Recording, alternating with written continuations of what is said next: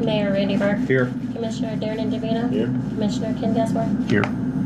Everyone, please stand as you're able for the pledge. We have to be able to be in closed session at 11 o'clock. So what we're doing is we're going to go through all of these items, and they're kind of listed in terms of important, and there's some big things on here. And the first one is a presentation of proposed water and sewer rate increases, not electrical increases in utilities. And I'm going to turn that over. AMA, is that the right? Yes, sir. Is that the right acronym? Yes. Okay, go ahead and state your name, please. So I'm Jared, and this is Shalyn, and we are working with you guys on some draft proposal here for rate increases on water and sewer utilities. I've got separate handouts for water and sewer. Yeah, Jared, I think to kind of bring it around, some of the reason we're kind of at this point is the last time we have raised rates was probably 2015. And then we got the combination of raising, material prices, salary, the whole works. And then I've also got a project that we're working on down at the wastewater treatment plant. It's going to require me to borrow some money. In order to borrow the money through the state revolving fund, we have to kind of go by the rules, which is they want to see 4 to 5 years of kind of what our income and what shape our fund is, and it's looking like within fairly quickly we're in the red. So I'm working with Algar Martin here to come up with some rates that will kind of meet their criteria. But the purpose is to do what we need to bring in $4 or $5 million for wastewater treatment upgrades. Is that correct?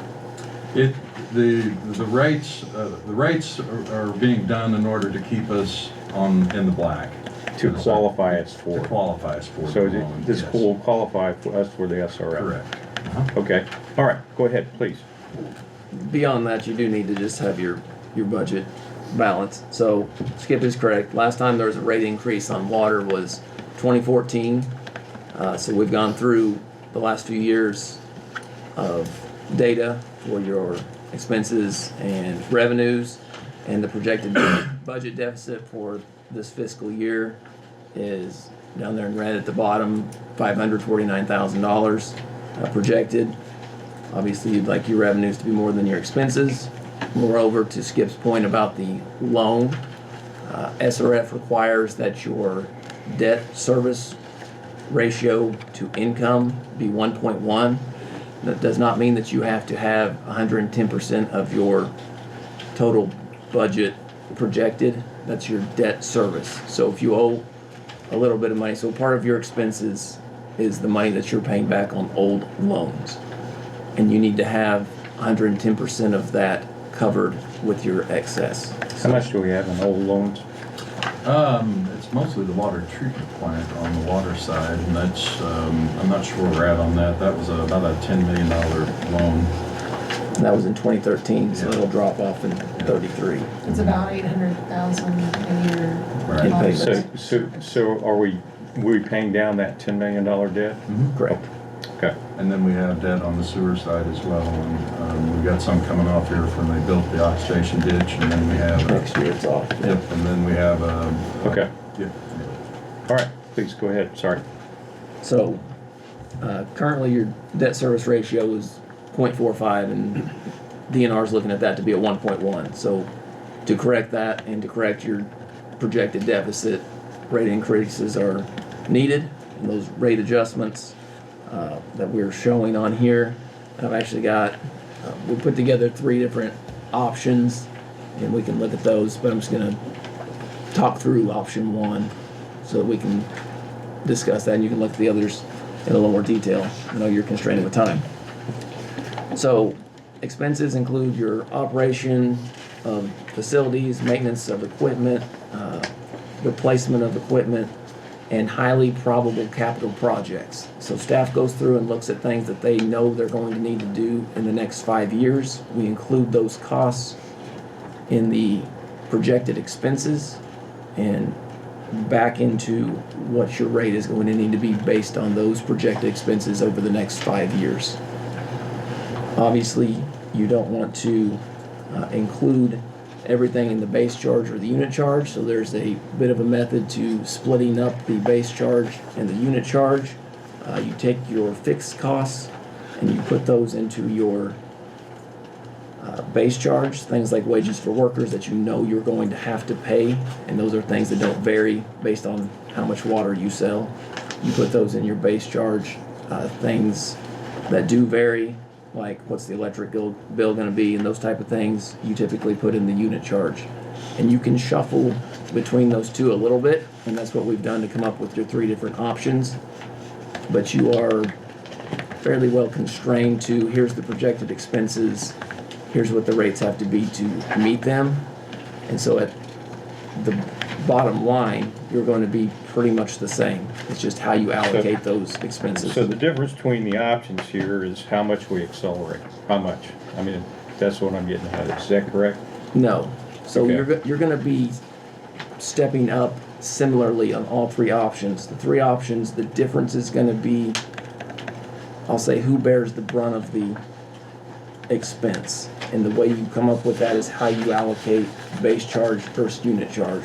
So your average user is going to feel the increase on a base charge increase. So your average residential person much more than an industrial user, because they see that little bit of increase on their bill, whereas a large industrial user doesn't see that as much. If you increase your unit charge, how much it charges per gallon of water, in essence, a large user that uses millions of gallons is going to see that increase. And those are the options. And those are your options. So option 1, if you want to look at that way, impacts your residential users the least, and it goes down to option 3, which is going to impact your residential users more.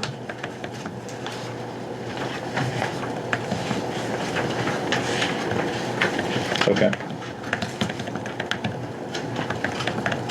So those are your 3 different options. Of course, you don't want to take one big step, so we split that up over 5 years. It has been since 2014 since you guys had any kind of adjustment. So the first year is a bigger step, obviously. And then thereafter, smaller steps just to get you back to... All right, so at the end of this, 2030, that's when we expect to have the 1.1 debt ratio? Where we're going to meet that, you have to meet that in 25 to get your loan. So you will meet that in 25. That's why you have a big step up front. So I see. Okay. you're going from 14 to 17 with your base charge and 2.68 on the big water user to 298. So it's a fairly big charge, and then the next year isn't as much. If you look over at the very far right column, 2030 rates versus existing, so you're increasing total $12. Your normal user, I'm going to say, for residential falls in billing level 2, so they're going to be paying $1.11 more per 1,000 gallons than they were previously right now. Okay, so in 2025, that's what gets us to the 1.1 debt ratio. Yes, sir. And then as we move forward with expected costs, it's going to keep us there. Correct. Because if we want access, we can't just do it in 1 year. We have to have a plan to Correct. keep the debt ratio. Okay. They thank you. require, That's also an they assumption. require you to have a 5-year plan that shows you're going to meet it for the next 5 Okay, years. I got you.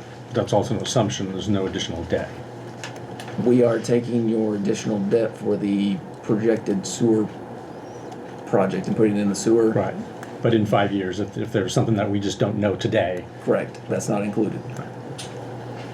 On the water, you don't have any big projects planned for debt. sure. You have some projects planned to pay out of pocket that are included. Okay. Oh, I'm sorry, go ahead.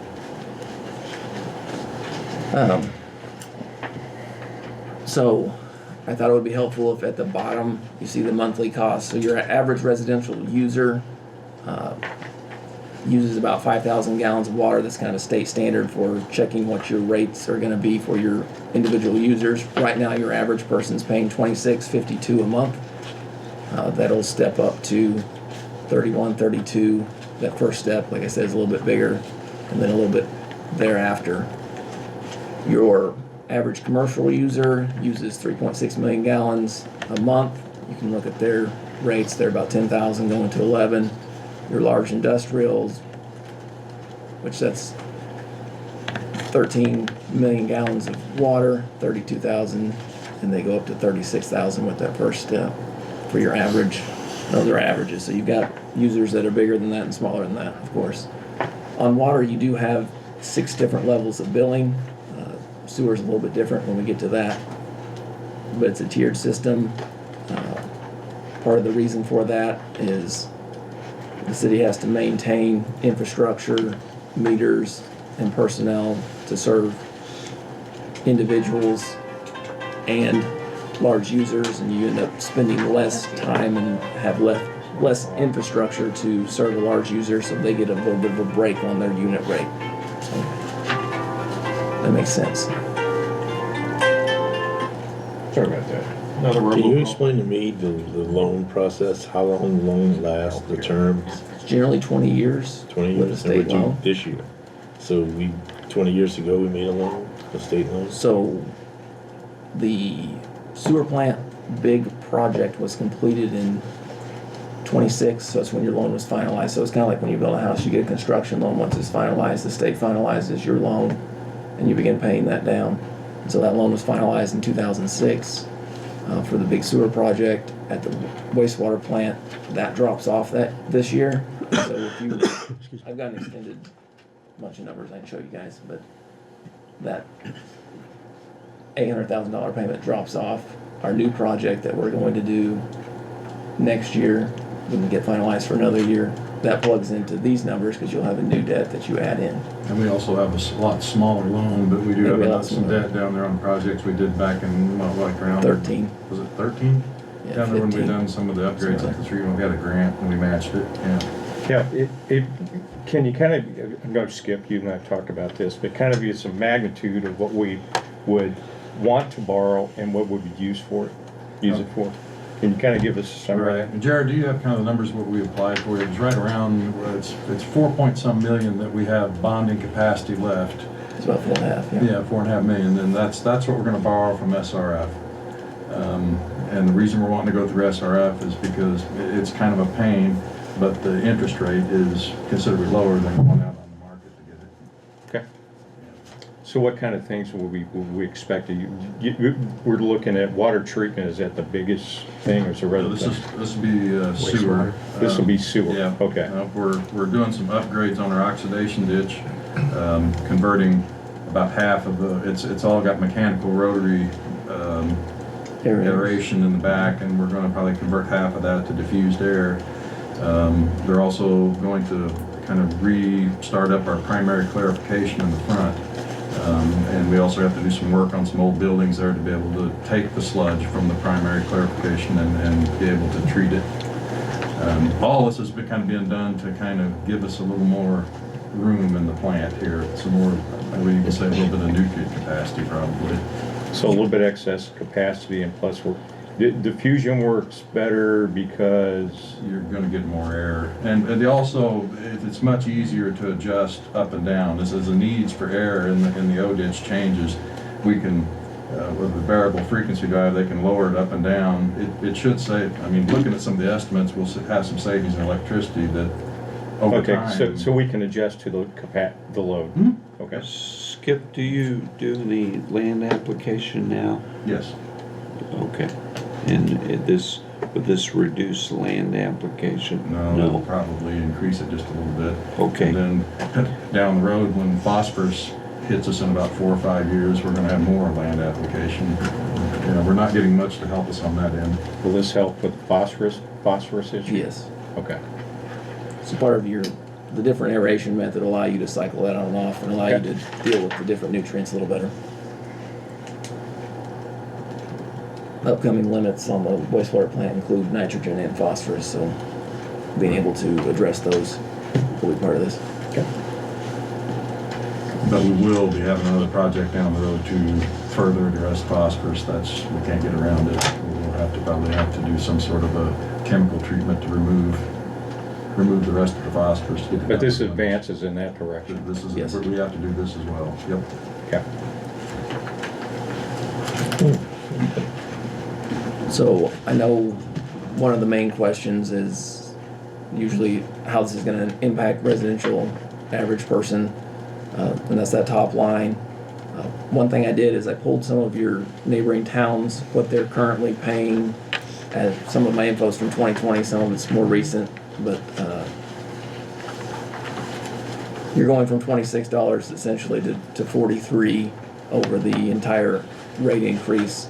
Aurora is just down the road. Their average residential user is paying 43 right now. Springfield is a bigger town, but they're paying 47. Nevada is a similar And Jared, size. I'm not sure the 43 takes into account the 100% increase. Well, no, that's what they're paying now, so it's going to probably go up. Nevada is 55, so it puts you in line with other towns of similar size. So, So, make sure I hear that again. Say option one, 4296. How's that compared to other towns? that's what I was getting you. So Correct. you got Aurora that's at 43. You've got Springfield's at 47 right now, which may go up. But that 4296 number is 4 years from now, 5 years from now. I understand. Okay. I understand. So we would be at the 3132 based Yeah, on this that's fine. option. Yeah. Still way below. Yep. Okay.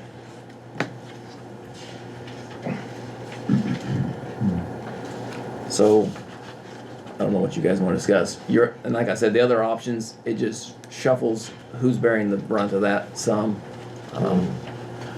It kicks a little more of that down to your residential users as you go down.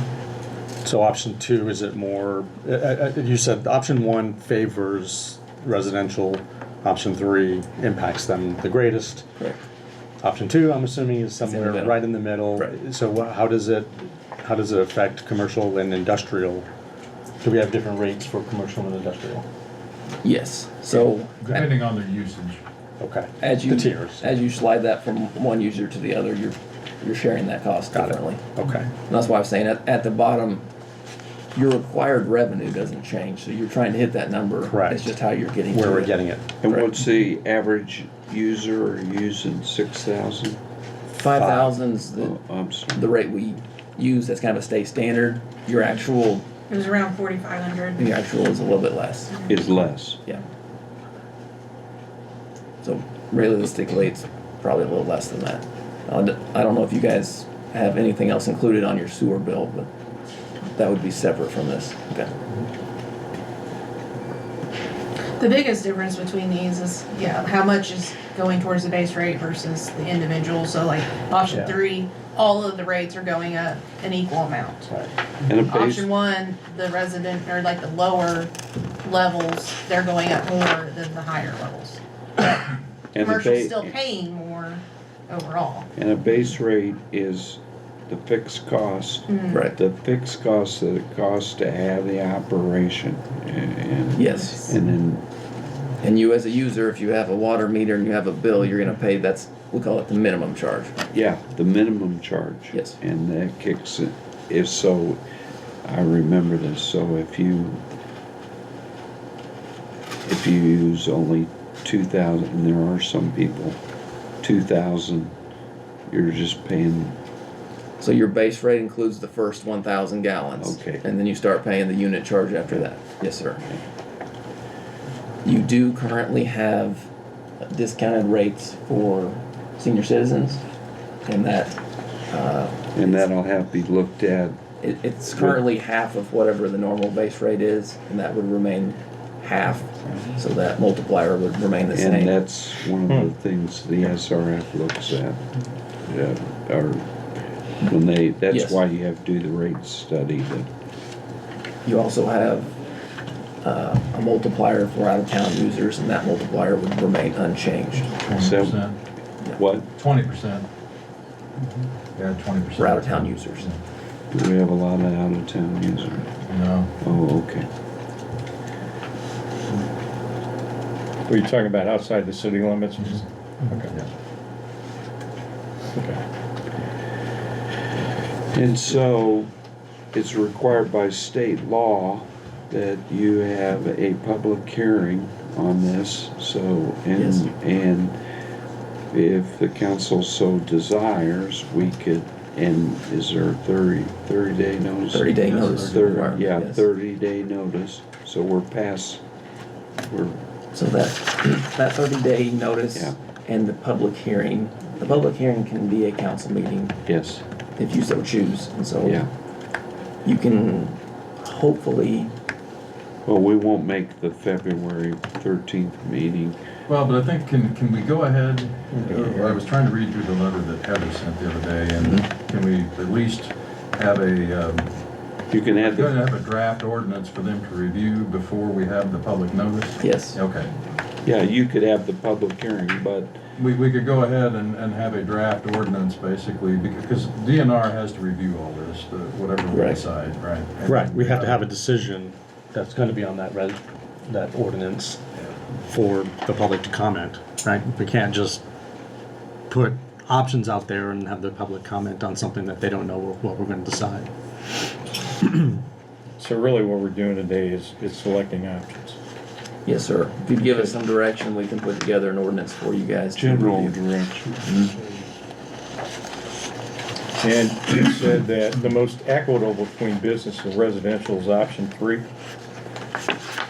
You know, Option 3 is really just residential. all of the rates change the same amount. So if you look on the far right-hand column of each one, you see that each level is the same rate increase. I see. Okay, I got you. But option 1, even though the lower levels get raised more, the residential is still a lower because the base rate, there's less base rate. Plus base rate increase. The base rate increases at a higher amount for option 3. So Yes. it's more, it's heavy residential, option 3.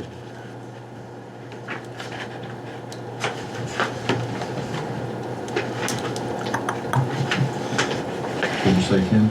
Option 3 is heavier on The residential. Yes. Because it's a Yes, yes, 4. right, correct. Okay, it's yeah. a $6 base increase versus Yeah. 3. Yeah, this is the tricky balance we have to strike, is Yeah. without running off our industrial customers and Exactly. and breaking the residential people. Exactly. It's yeah. Yeah, so I don't know if we are looking for a decision today. I don't think I'm ready to make a decision today. I would want to crunch these numbers a bit more. Right, I've been starting to work on option 2 because I like the middle of the road approach, right? Spread it evenly. Where I'm seeing a base rate increase just in the first year is a 28% increase. And using the average costs of commercial and large industrial, those are both 10% increases. So, but based on the average cost for residential, it's a 20% increase. So from a timing aspect, we would bring this forward at your February 13th meeting. You would make a decision on which proposal you want, and then the city has to do a 30-day notice before, so we're into March, before we can actually implement. Is that, It's Okay. fine. Yeah, the bigger thing, I think, much as anything, is when we're discussing, we need to get a draft ordinance to DNR for them to Which I would think that would take them the same 30 days that you're doing your hearing. yeah. They can approve that ordinance. We're on a timeline. I think we have to have the loan closed and done by, was it September? Yes. Yeah. In the summer. And then there's still several checks on the box for us to get done before we get there. Yeah. does any of our debt expire before the September date? No. Could any of our debt expire before the September date? Do we have enough reserve that we could pay off a smaller balance? The problem is. You're gonna pay one off just to take that out of your next No, I month. get it. This project down at the treatment plant is gonna be nearly $7 million, so it's gonna lick up almost every bit of reserves I've got to pay off additional what we're borrowing. Yeah, just wondering if that helps us with our ratio, Annie. Oh, debt ratio Yeah. would be closer if you paid something off, Okay, a different angle. okay.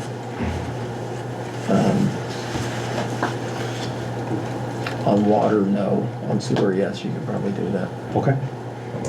I guess they really Just- need to kind of see what the sewer rates Yeah, look like. it's just here, options, so- right, it's just- We've been looking at water, so, Yeah. yeah. So really what we need to do is at the 13th February meeting is vote on between option 1, option 2, and option 3. I mean, that's what I'm And hearing. then that's what we'll take for.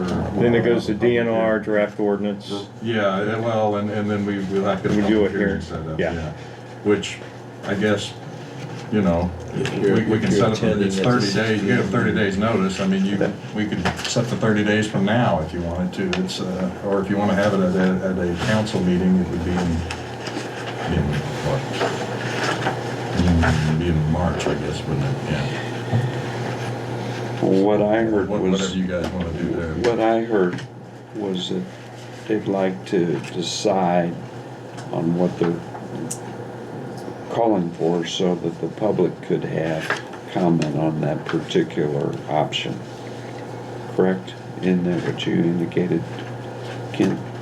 Yes, I mean, I would like some time for me to be able to Study it. understand what And the then impact of all of this If is. you selected something at the 13th, Right, then, Yeah. then you would have the actual correct. ordinance that the public would make a comment on. I'll give you guys a couple of weeks to mull this over, get questions back to Yeah. me, and we can answer any questions or whatever you need to make a decision on the, Yeah, I was just gonna add, I would need just a week to look this over, you know, if, holding you to it. thank you. All right. Just a week. Just a week. But, you know, Okay. so if we were pressed into needing a decision earlier, then a special Well- work session could be scheduled to Right. make that decision, so the resolution could be written and hasten that 30-day. So it'd be an ordinance, but yeah. Sorry, yeah, ordinance. Yeah, no, it's fine, yeah, the bigger thing is just getting a draft ordinance to Right. DNR, Yeah. yeah, yeah. All Well, right, we can do that on the 13th. an implementation, your fiscal year starts April 1st, so it would make most sense if you could have this implement with your fiscal year. Yeah. That was our goal. Yeah, Okay. that is true, and so that means we would need to have the public participation part of it here, In March. that 30, yeah, in March. Right, Okay. which I think is I think feasible. it's feasible. Yeah, good. And that then puts you in a crunch. No, Okay, any more discussion on this? that may mean we may have to do both readings in March to get it there, so, but we will have the public. Yeah, but yeah, that's exactly right. They can, if we're gonna have a hearing, I then, mean, yeah. yeah, and if it turns out we need to change something, or you guys, whatever, we'll address it at the time, so. Okay. So you ready for sewer? I am. Do you want to go over any of that stuff with them or not worry about that right now? Let's not worry about that. Now I'm intrigued. It's just surcharge rates for, I'm teasing. yeah. It's honestly, with our pre-treat customers, we have, because they put industrial loading on, they give us a surcharge for going over. I thought you didn't do that. And what we generally find out with surcharge rates, when you have them out there, gave him a- they get under Fine, I the can read my surcharge screen. rate, so they don't pay them. You're good. He's passing around. I was passing around, I don't know, who needs one? I just wanna make sure everybody's got one. You got it. I ain't care. Save me one, Won't Ken. lick my finger. I mean, I do want it, but you don't want me to, thank you. No, not when we're talking about sewer stuff. Get one for Sarah. Okay, so on sewer, a lot of the same front-end information applies. Your last rate increase was 2016, so it's been several years. Likewise, you have a budget deficit, which is eating into your reserves right now. This year is projected to be about $90,000, which isn't as much as water. Your current debt service ratio is 0.89, which is a little better than water, but still needs to be 1.1 for the state's requirements. And so we're trying to address that as well. And since it's not as big a step on sewer as far as increases, I didn't go through as many options. Your current rate structure is set up so that kind of a state national standard, whatever you want to call it, the first 1,000 gallons is included in the base charge, and that's pretty typical, and then you bill per 1,000 gallons thereafter. Your current rate structure for sewer includes 2,000 gallons in the base.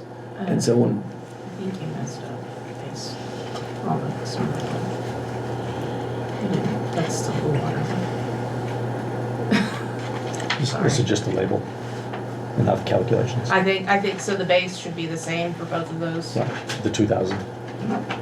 No, as far as the numbers, that's the water increase, not the. Oh, I see. I see what you're saying. Sorry, I should have looked at this. Too. I think I'm good, but I'm gonna say this is draft, don't hold me to it, Yeah. how's that? I like that approach. I think we're good, Shalyn. So what you're saying is this is the water again? No, I think it's the sewer. I think they're very similar though. No, I don't have a copy of that from anyone. I think we're good, I think Did this he is drop draft. it back down, the base? That's what I'm saying, like, the base on option one, those match my option one for the water, except for the existing versus. No, you're right, that top line's wrong. Thank you. So it should be 20, 22, 23, Yes. 23, 24, 24 on both. Yes, your base charge is the same for both. That did not get copied over correctly. Oh, I see, for option, Yes. move option 2, first line, baseline, up to option 1. Yeah, these are all right. They'll be Yep, the got it, same. got it, got it. Thank you, Really, the Shalyn. only thing that got changed is the amount that gets included in the base and then the rate. Yes. So your current structure includes the 2,000 gallons. You could change and make yourself a little bit like everyone else and more of a state standard by changing to 1,000 gallons.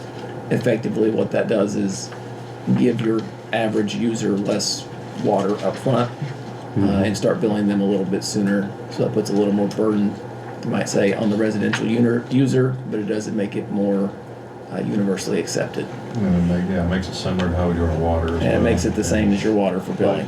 Right. So, That makes sense. despite my numbers being wrong on the top line, option one made more sense to me now. Under that, it should be correct. So, your average user right now is paying about $28 a month. With either option, you're still relatively under your neighboring towns. I think when I looked up, again, you're saying 3 towns. Aurora's $45, Nevada was $47, and Springfield's $45. And so you're still far under them. And what was their base? Was it 1,000? Yes. That was, okay. Springfield actually has a weird 748. 748. Yeah, I've never Pretty seen that come up with before. that, yeah. But And forgive me, could I get those numbers from you again? yeah, Aurora was. I can send you this stuff if you'd like to. That's fine. Thank you. Now, for the SRF, do we have to do both sewer and water? Yeah, the Yes. bond was a combined Okay. water and sewer. So there's, Yep. can't several, all right.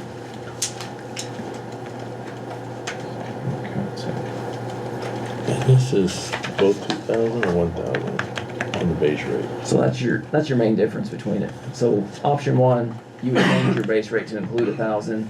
Option two, you leave it at including 2,000. Okay, thank you.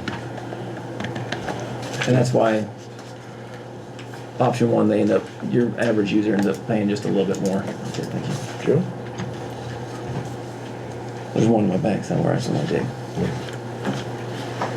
Now, when you're looking at this and you look at your average large industrial user, that's a little bit misleading because you have a large number of industrial users that are on your pre-treatment program, which is good.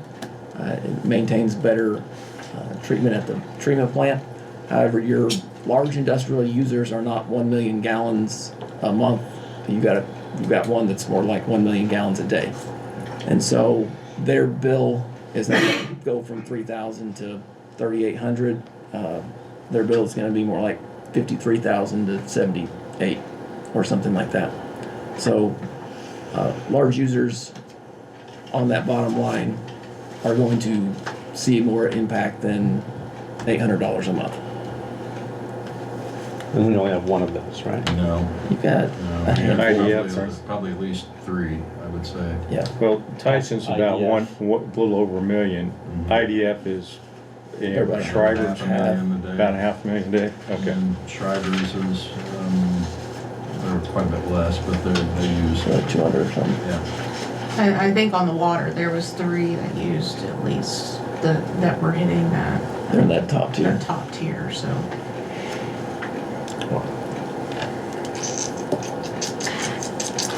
Yeah, Tyson's is about a third of our water a day. Correct.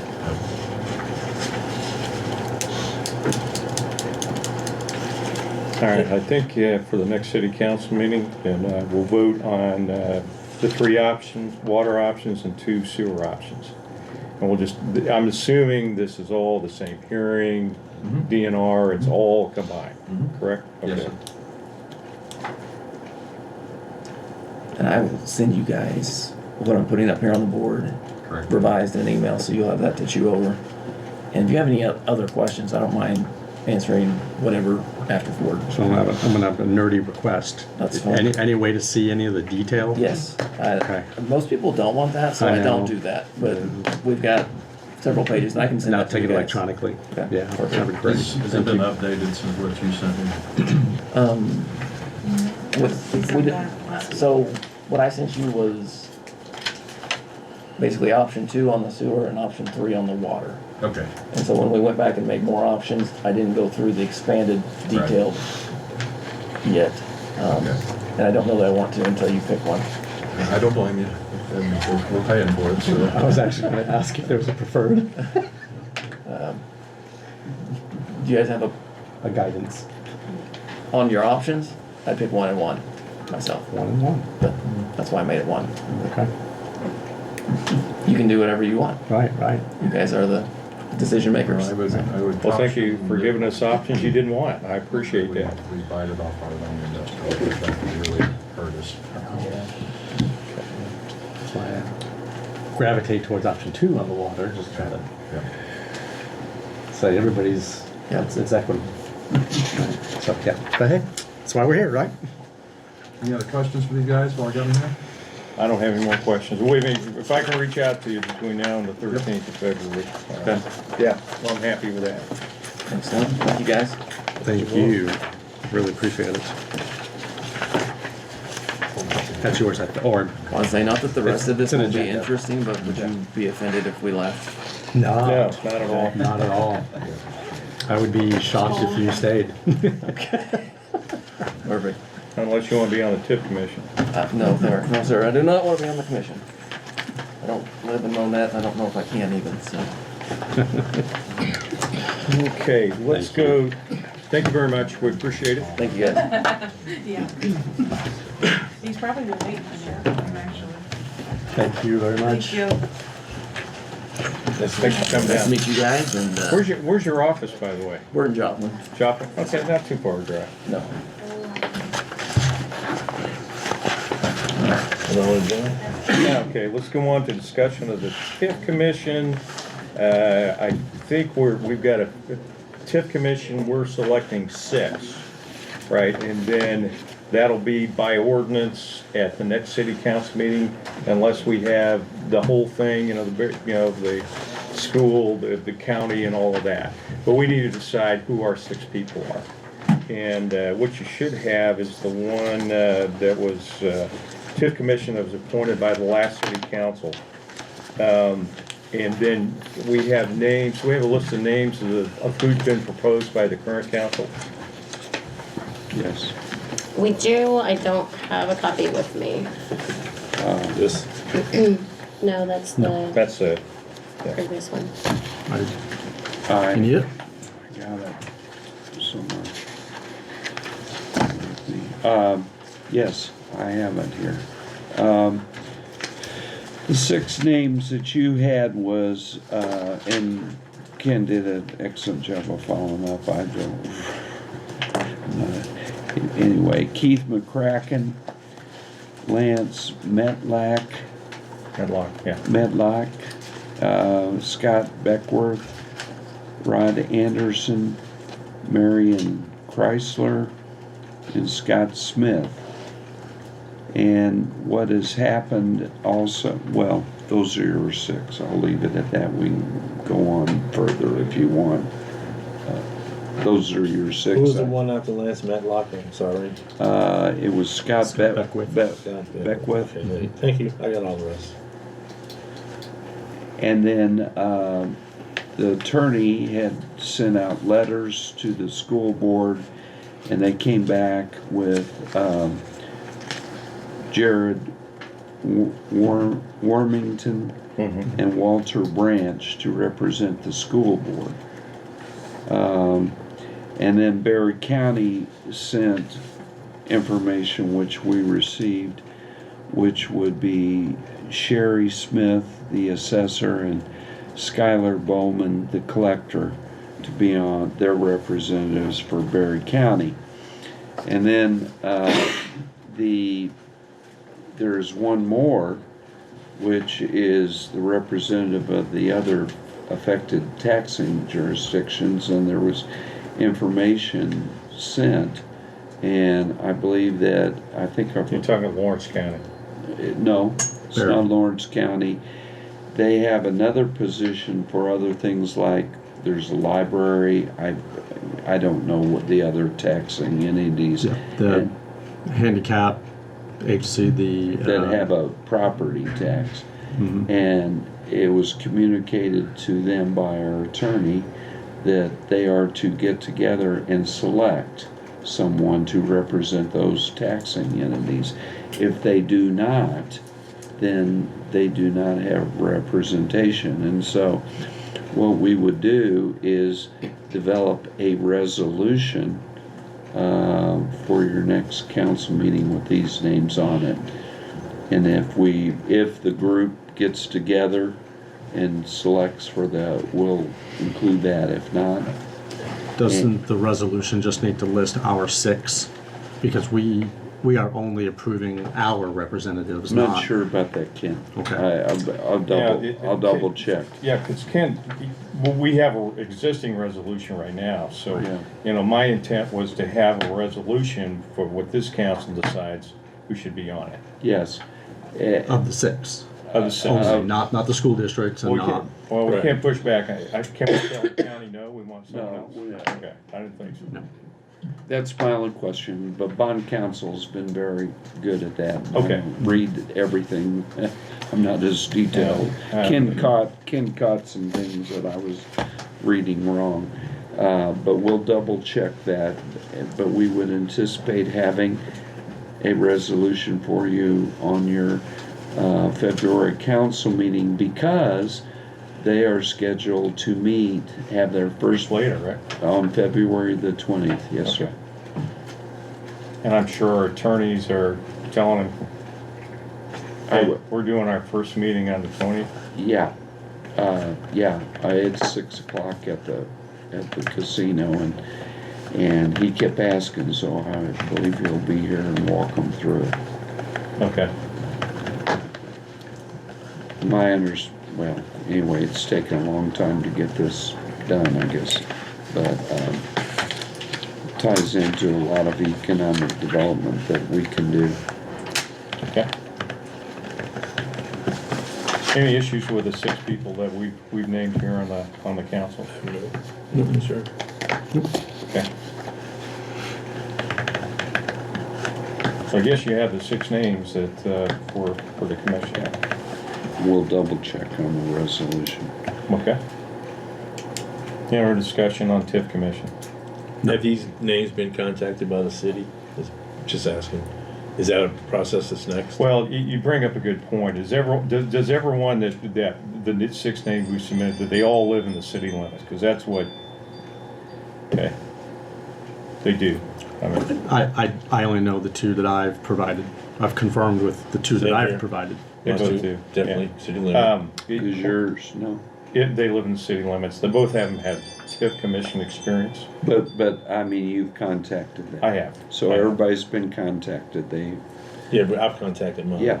That's Yeah. what I'm saying, will the city make the next step and contact them again to advise them that they've been selected Yeah, we can for do the that. process. But I'm just asking what's next in the process. Next step would get ready for a February 20th meeting. I would expect, or suspect, I should say, that Gilmore Bell will contact all those named to let them know of the meeting dates and such.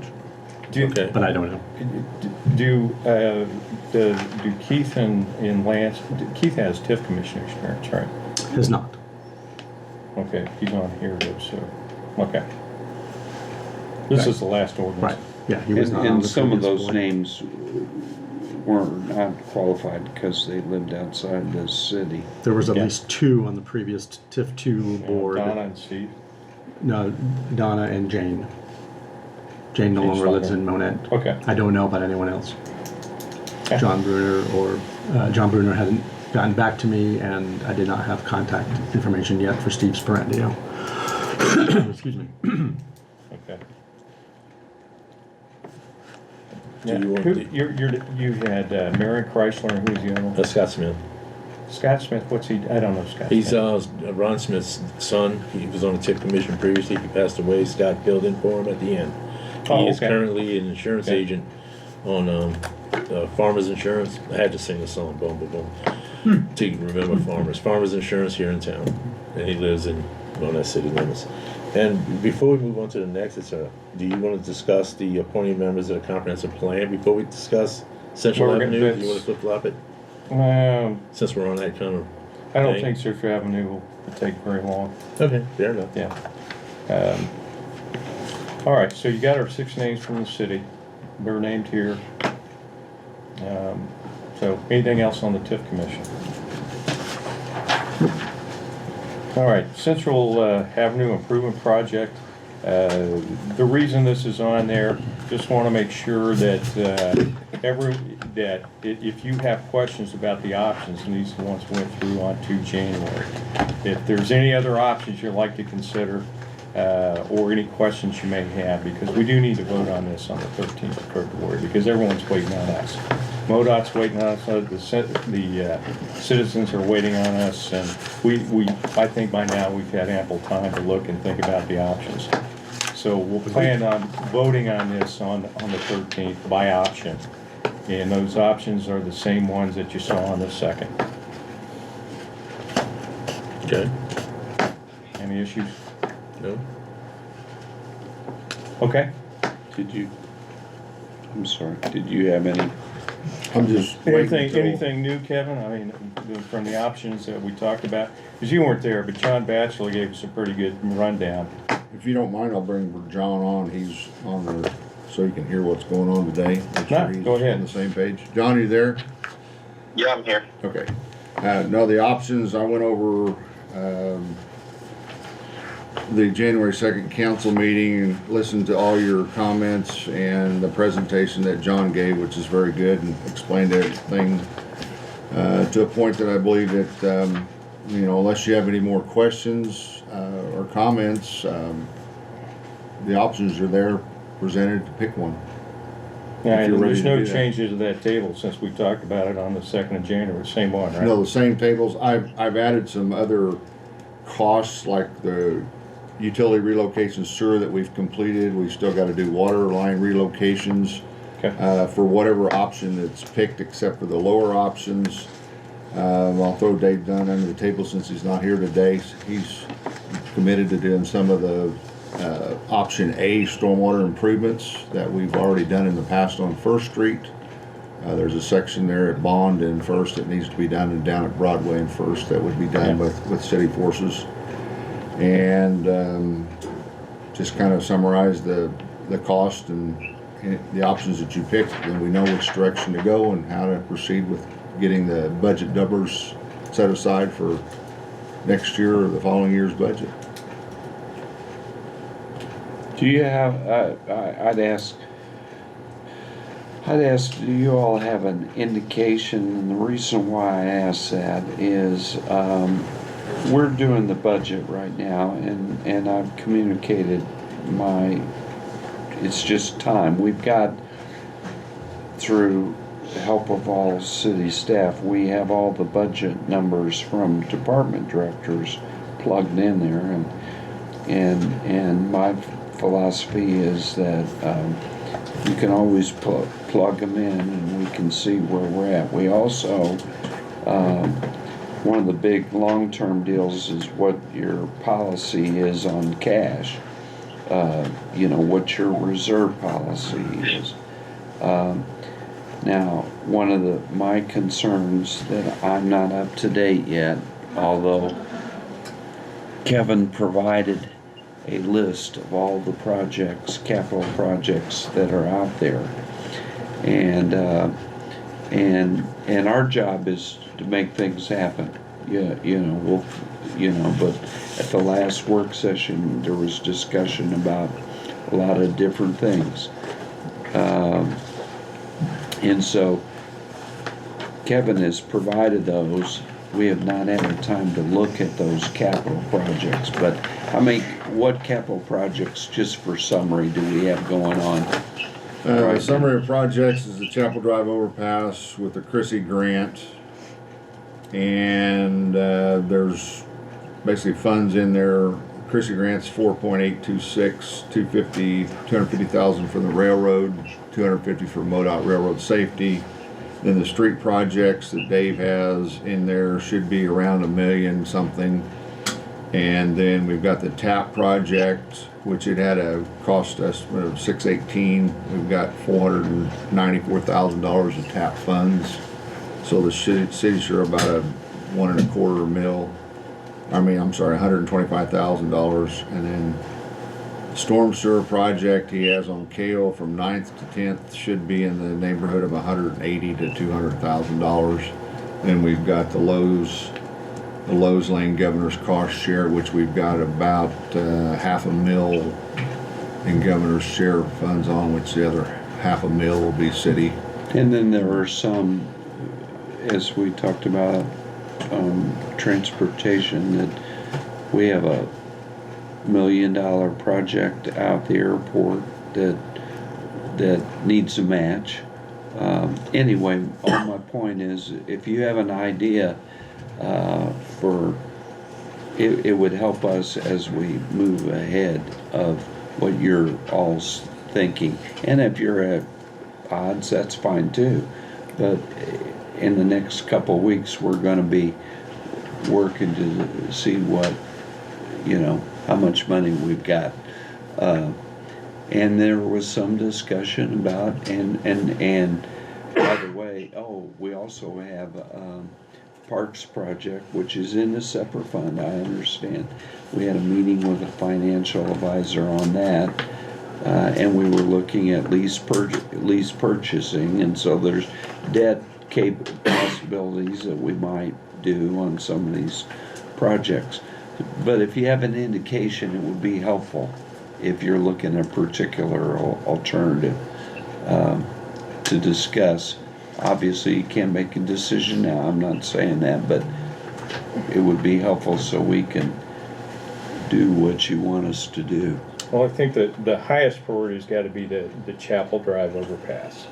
I mean, we're so our share is what, 2.3 mil on that? And that's gonna go in the bidding process. Yeah, we're at 2.3. Yeah, the most recent estimate, which was from the Chrissy grant, was in 2022 when we did that, was 7.8 million. I can hold the order if you want me to. You want us to move closer? And I'm not saying right now to do priorities of those projects. What I'm getting at is, if you've got a number on the Central Avenue or an idea, it would be helpful for staff to give us what that is so we can put it all in the mix as we move forward. If we vote on the 13th of February, will that work for you, or do you need something now? Well, Well, if you pick an option, if you pick an option with Central, then we'll know which line budgets that we need to put in for the current the numbers budget are there. estimate.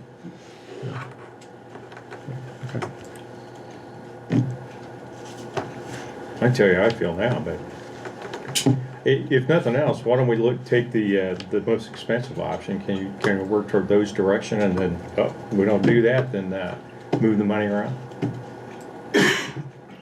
Anything you want to do? Why don't you tell us which direction you want Well, to go? I think that's too wishy-washy. It's whatever you want to do. If you want us to work on the more expensive, I'm not gonna get everything done in 2 weeks, obviously, but we're starting on capital, and remember, I suggested that the right way to do this, in my humble opinion and my experience, is you need a 5-year capital improvement program, and I've always said that you do that ahead of your budget. Okay. Yeah, ahead, so that plugs in the numbers, and then we get into the operating budget. If you want us to, I can do that. You know, I can take the most expensive, and we'll go from there. If there's other options, and I'm not an expert on the options. So, and if you don't want to do it, I'll wait. The timing on, like, the two major projects, Chapel Drive, I'm very confident is gonna get under construction this summer.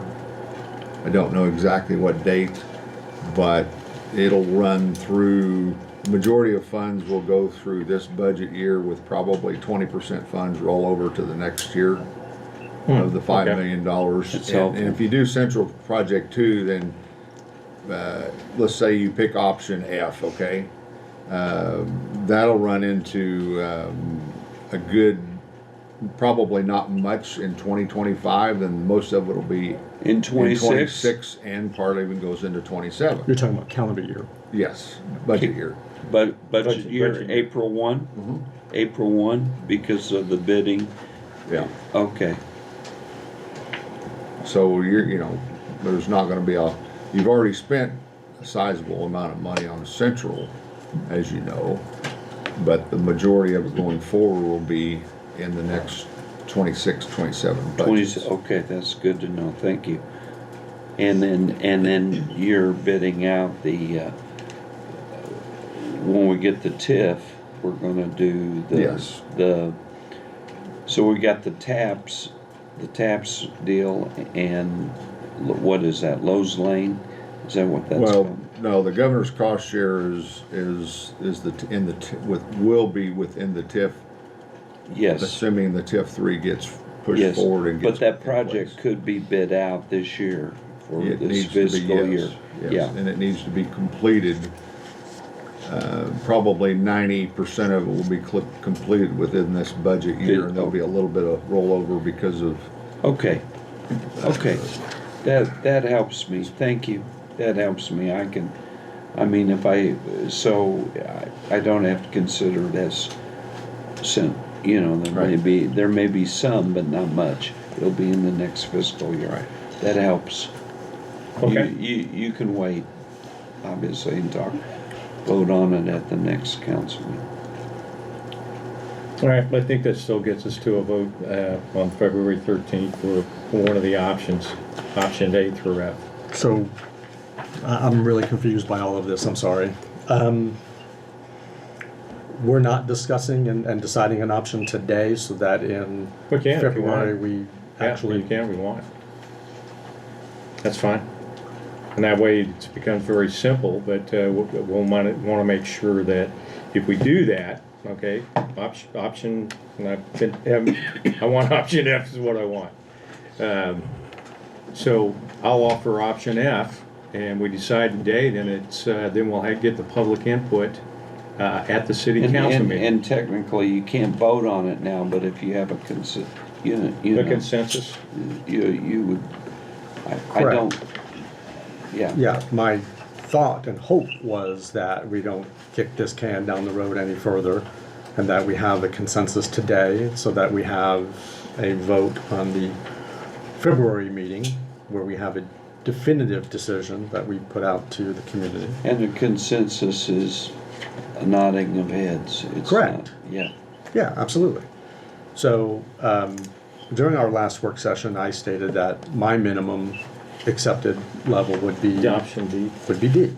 Okay. I've done some more research and deciding since then, and I would agree that F is the route that I would like to see us take. D gives us everything that we promised the community that they were expecting us to do for them along Central Avenue. E gives us the possibility of deciding what could potentially be done at the intersection of Broadway and Central Avenue in lieu of, or in replacement of, the roundabout intersection.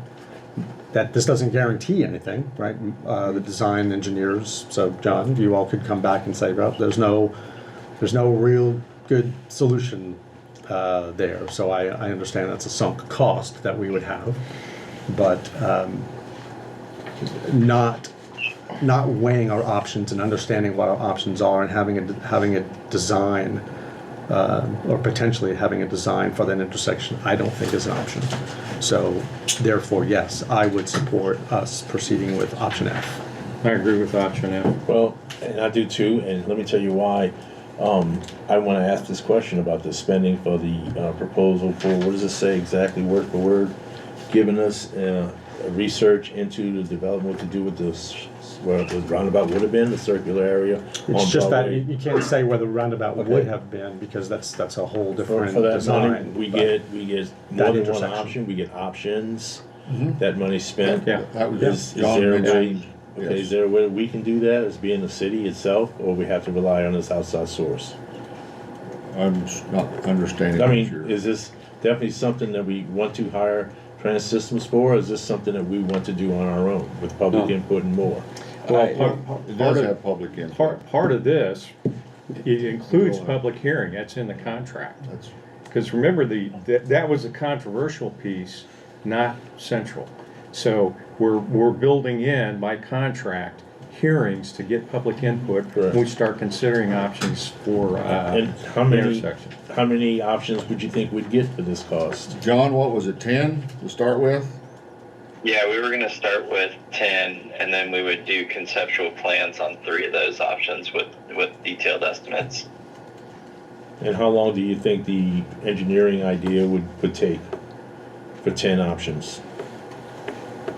In retrospect. 10 options would probably be figured out within the first 2 or 3 months after the contract is signed. That's quick. Okay. And that gives us a better understanding of what to do with where the proposed roundabout would have been, all right? That's what Look at this is options for the That's what intersection. this I don't look at it is that for. way, I look at it as the intersection. Well, correct, but I just wanted to pinpoint it on the Yes. map. We have to look at the existing road Okay. and say, what can we do differently there? Well, I came into this room affording option D, and I don't have anything to hold me back from choosing F, so I would choose F.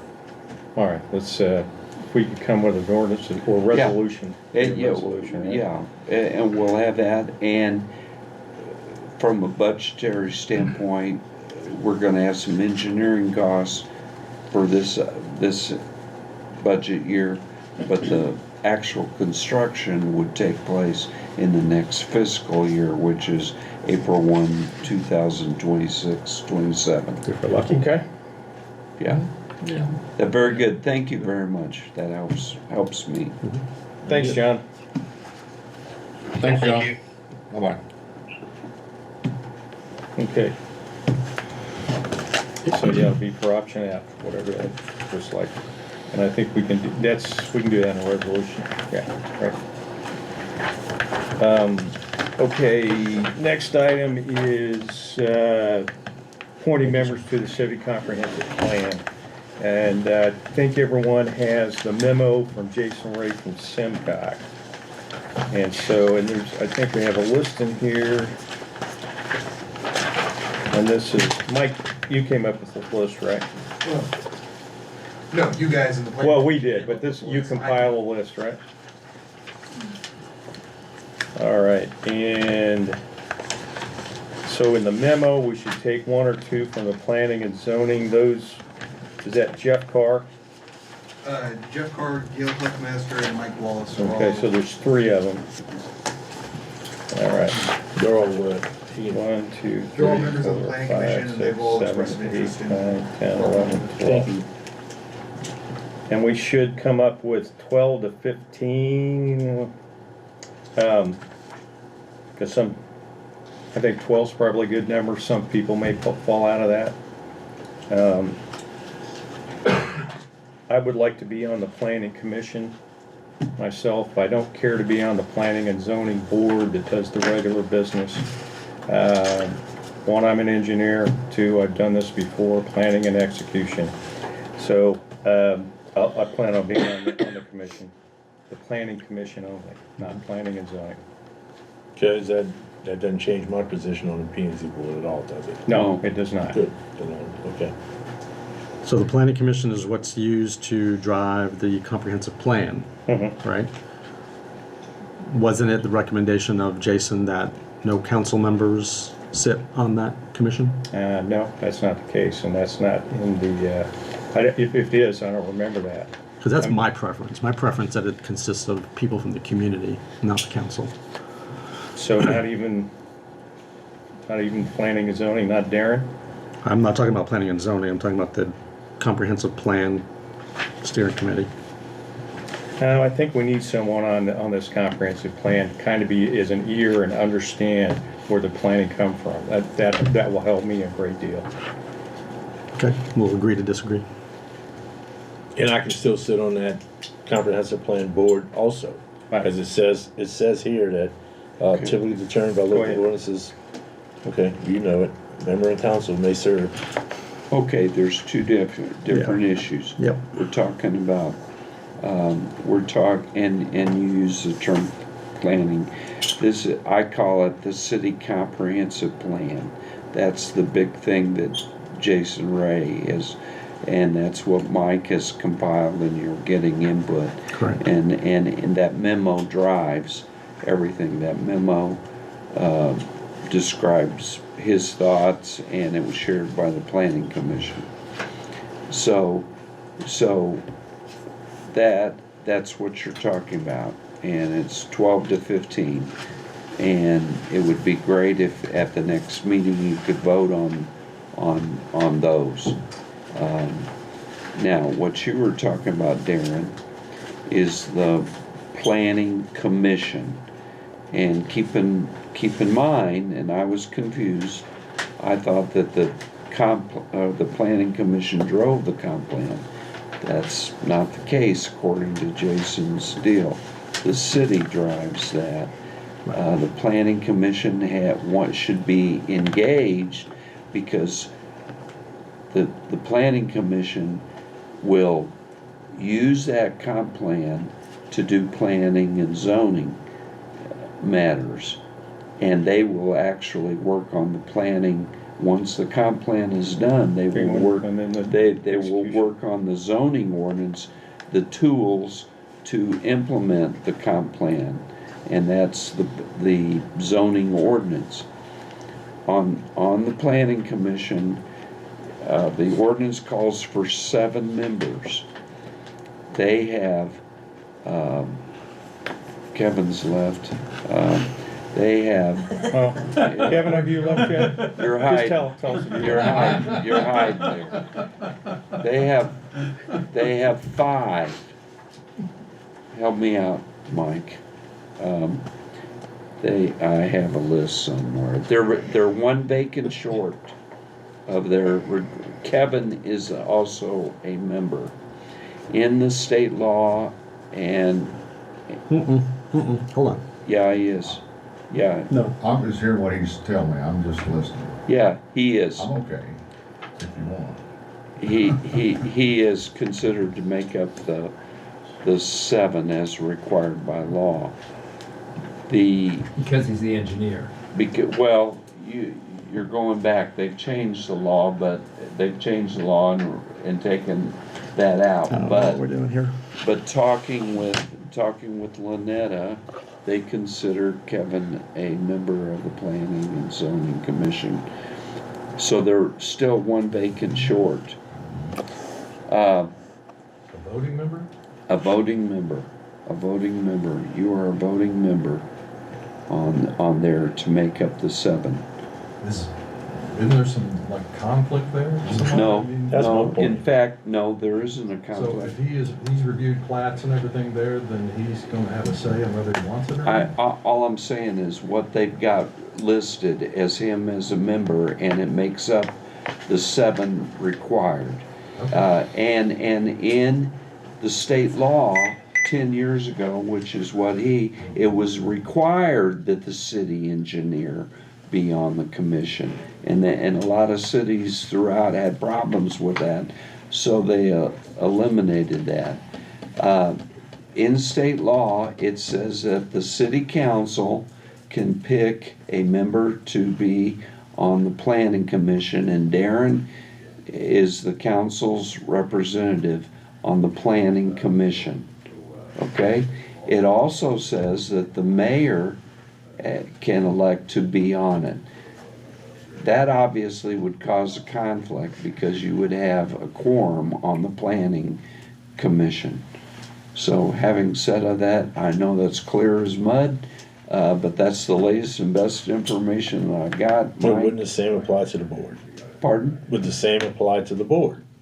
Just a planning and zoning commission board, if we're gonna select the names for, having 2 of us on that would cause. Yes, Can we yes. call that the steering committee, just for clarification? Yeah, Thank you very it is. much. It's a steering committee. The execution is done on the planning and zoning. Now, Okay, I have no desire to be on the planning and zoning. Question. Kevin lives Murray, outside the Murray, city. I'm you're sorry. out of order. You are correct. Thank you. Because as I'm reading it here, it does say, the mayor's role in the planning and zoning for third-class cities like Monett, the mayor is not required to serve on a commission. Now, this is what we're talking about, the steering No, committee. we're talking about the planning commission. Let's make sure we've got the comp plan Right? and the planning commission. Now, the planning commission is the 5 with 2, up to 7, as you Yes, just sir. mentioned. Yes, Okay. sir, under our ordinance and state law. Okay. So that's what this is. This has nothing to do with the steering committee. Yeah, it's a steering committee. I remember the Okay. planning and zoning, in the last council, there were 2, the mayor and one of the commissioners were on the planning and zoning. I don't want to be part of that. I get that. And that's where you execute things, but the overall arching plan, which includes lots of stuff, I do want to be part of that, and it looks like state law, I can be on if I want to. And I got the qualifications for it. It's up to the council to decide who will be on the city comp plan. It's up to you all to pick. Okay? And you've got names there of people that have showed interest. All right, for the list that Mike gave us, are there any issues with those? That's 12 people as I count. Can we go back to defining what this is? Because we've talked about 3 different entities here today. We've talked about planning and zoning board, we've talked about a planning commission, unless you guys are just using those terms synonymously. And we're talking No, about the it's- steering committee for the comprehensive plan. This list is for the steering committee This is for the for the comprehensive steering plan. committee. Correct. That's what this is, and this is what I think I should be a part But of. we've talked about a whole lot of other things here. No, I don't have any issues with the list of the comprehensive plan steering committee as listed. I'm gonna state my preference to no city council members being on the steering committee. That's just my stated preference. And their job is to present this to the council, their decisions after all the meetings, that's what the steering This committee job of purpose this is? committee is to help form the comprehensive plan document that P and present it to Z, council. that No, P and to Z because to will P- adopt and present to council. Got it. So this group is designed to guide SimCog as it updates our comprehensive plan. It's an exciting time because it will engage a lot of people, and it is the vision of the city. And I was trying to find that deal from, anyway, I can't find his memo. Do you have it? Yep. I'm sorry. Too many papers. There it is, yeah, it's this. You got it. Kim, what specifically, why do you think none of us should be on this? I just think it should be representative of the community, not the council. That's all.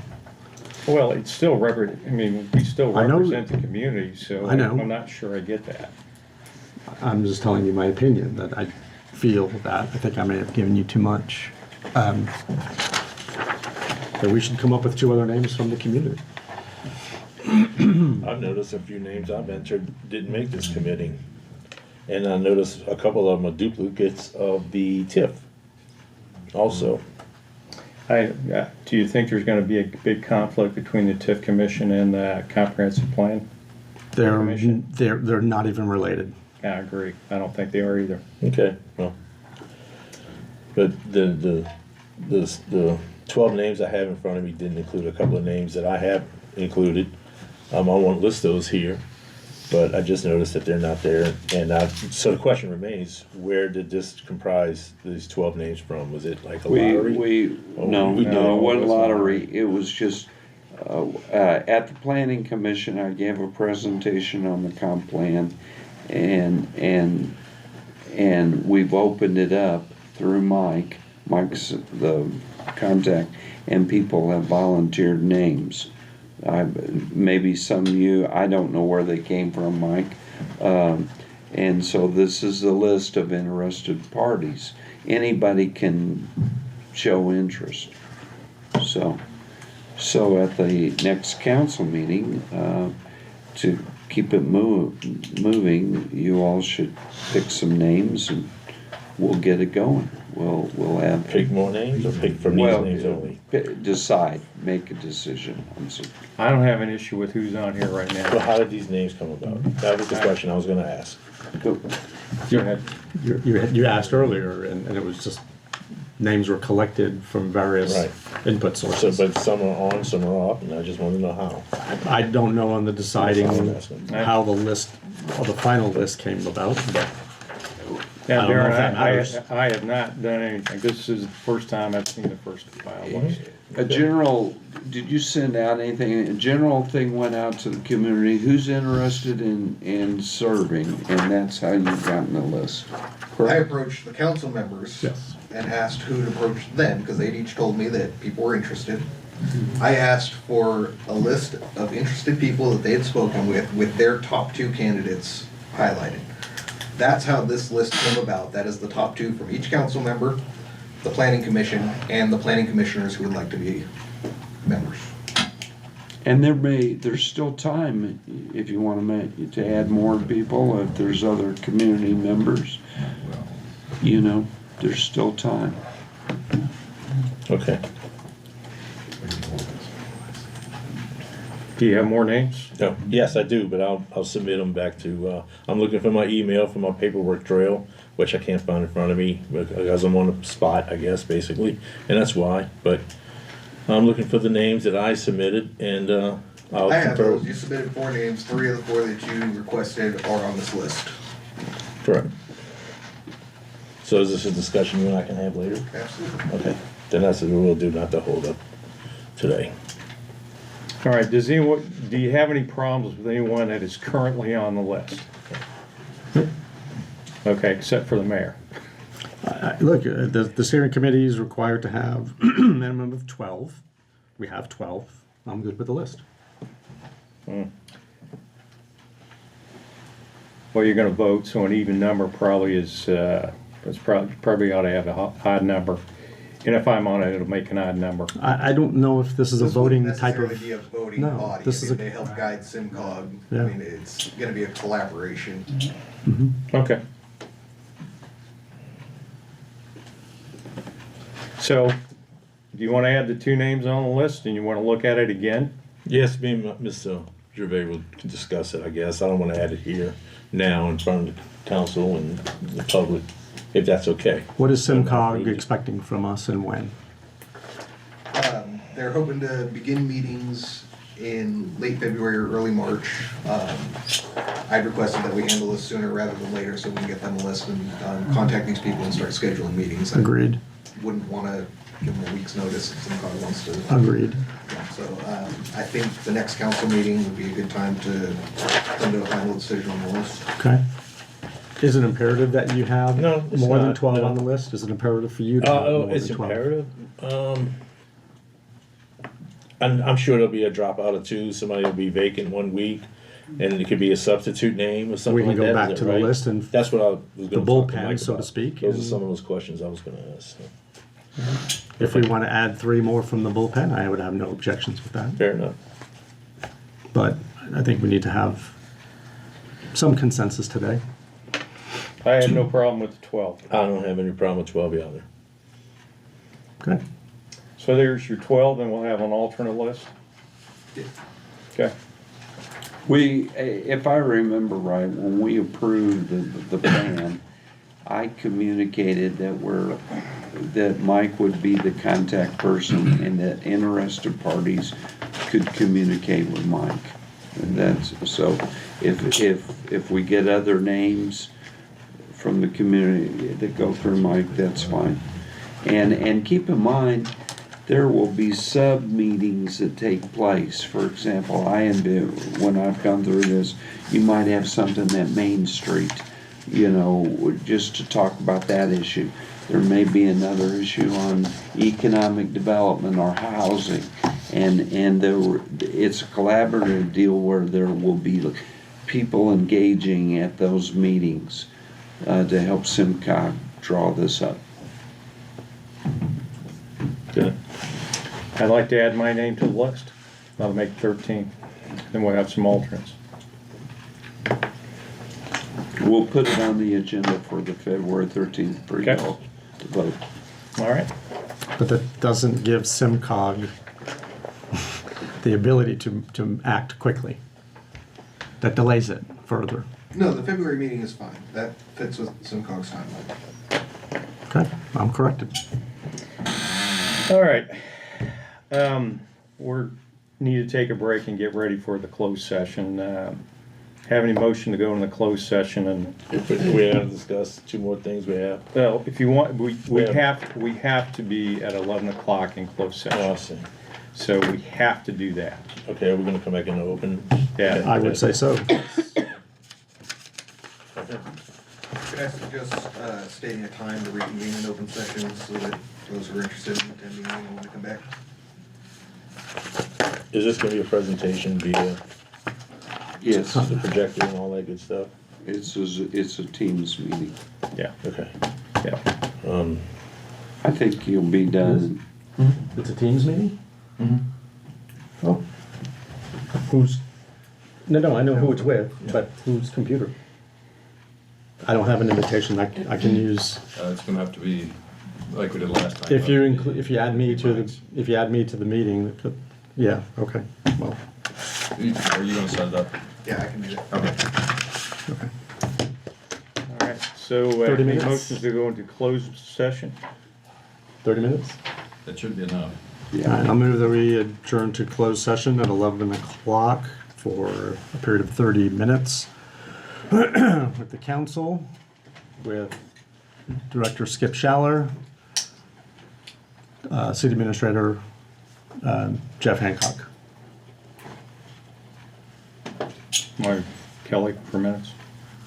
And, sorry, City Clerk Kelly McMillan for minutes. And Mike Drew. Everyone at the table plus Skip. All right. Mike doesn't need to No, be. he's on the Teams meeting. No, I will have to, Walk out of the I will have to operate the computer. Then I'll second it. I can, Okay. Call the roll, please. Mayor Randy Burke, Yes. Commissioner Darren Davina, Aye. Commissioner Ken Gaspar. aye. We've done that.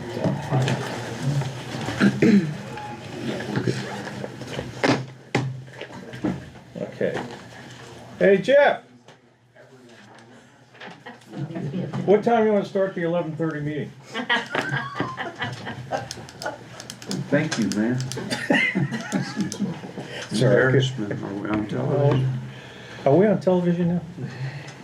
Yeah, we're recording. Oh, sorry about that. I didn't know that, so. Okay. So if I Forget may- I said that, so. If I may go back to the previous agenda item regarding the city comprehensive plan members. I just want to state for the record that my opinion of a council member not sitting on this commission, on this steering committee, is so that we can increase the number of community members that are residing on the committee.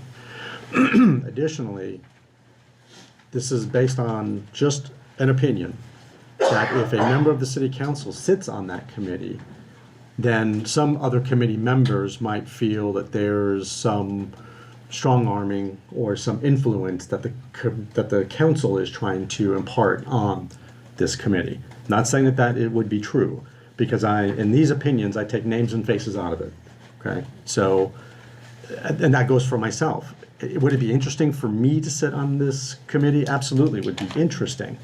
You stated that you have an engineering background. Well, this committee doesn't require any background other than being a member of the community. So I'm just stating for the record, this is not a personal opinion towards you or any other committee or any other commissioner.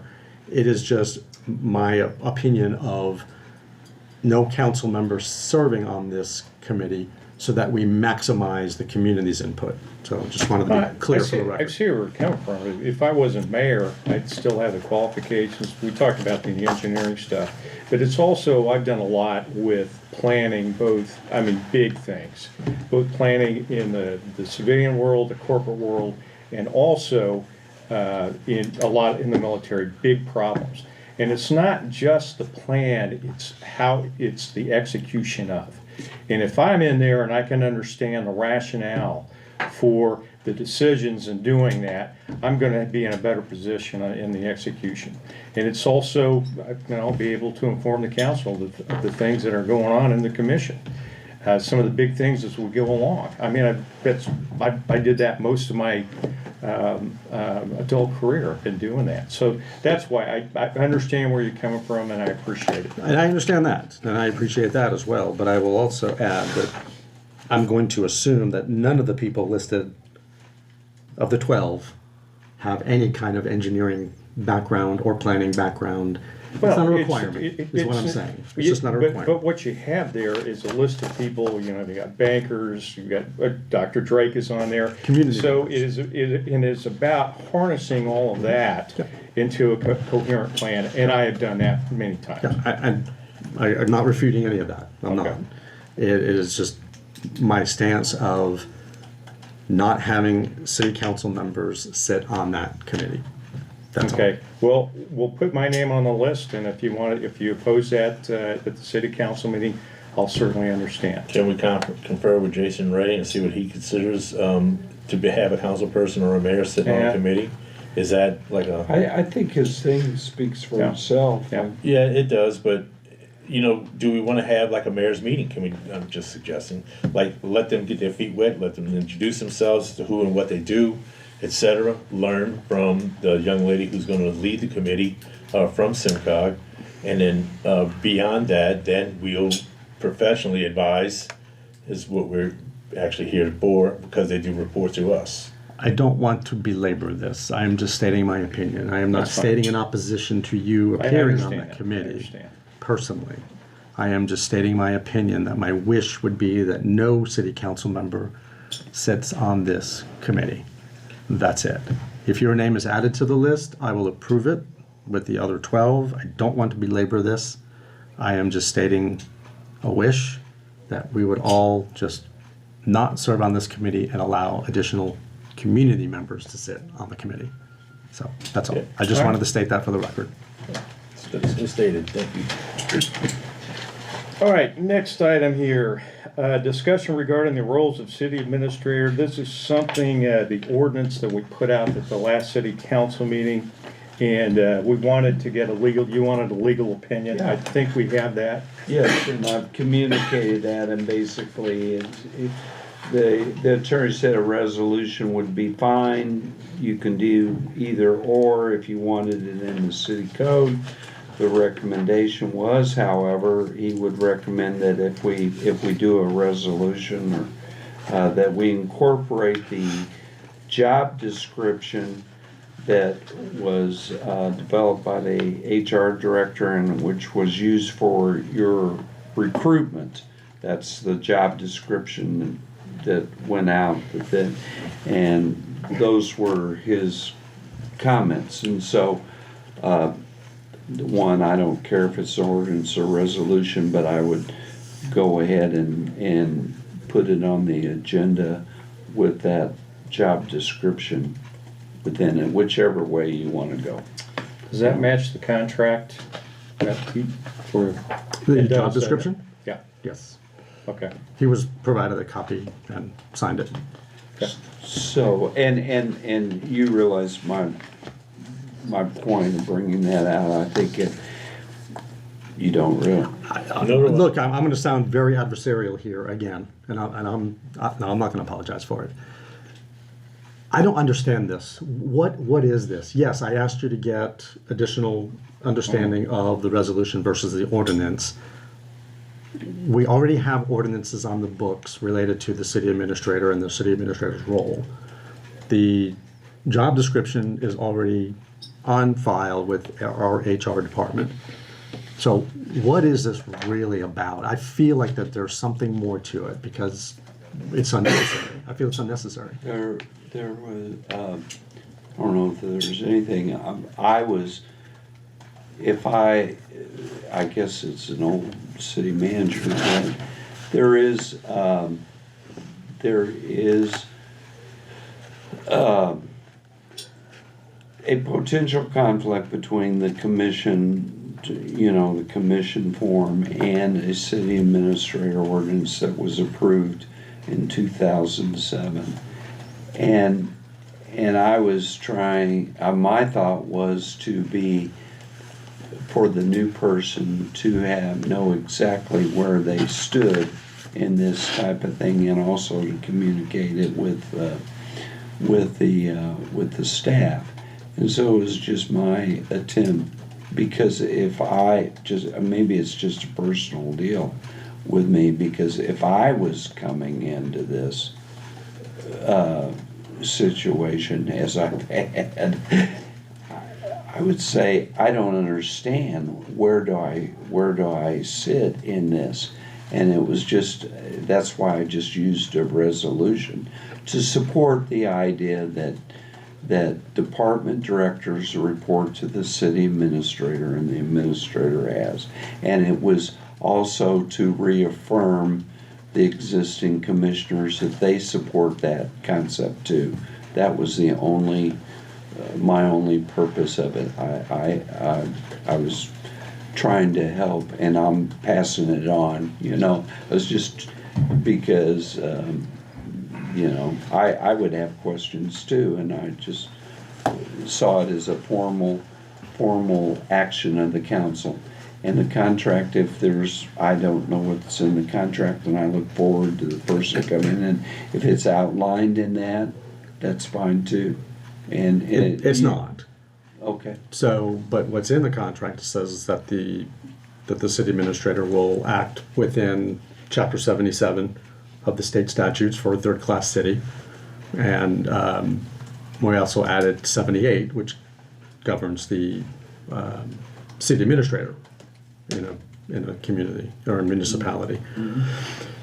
The resolution that was provided to us, it doesn't have any other language or verbiage in there that states anything different than what we have. So when you say that there's a potential conflict, I'm still not clear as to what you're meaning by potential conflict. Because we are a commission form of government, which has its definition, and we've added the city administrator as part of the resolution, or the ordinances to our city code. The role and responsibility of the city administrator is in that ordinance, and the job description is on file. So I'm lost at the ambiguity. And we can either take it off or put it on. It doesn't make any difference, because we're past the person's coming on board.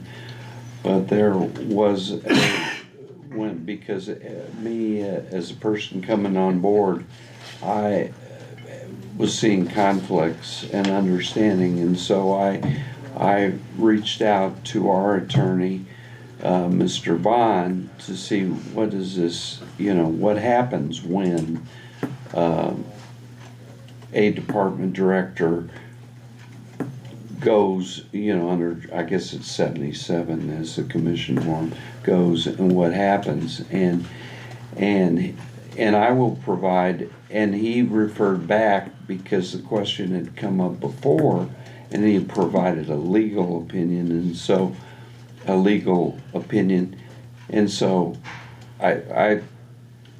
I'll forward the legal opinion and his email, and then you can all decide whether or not you want to put it on the agenda or take it off. But that So would, I'm just going to ask a very frank question, because there was something that I heard that you stated in our last council meeting that gave me pause.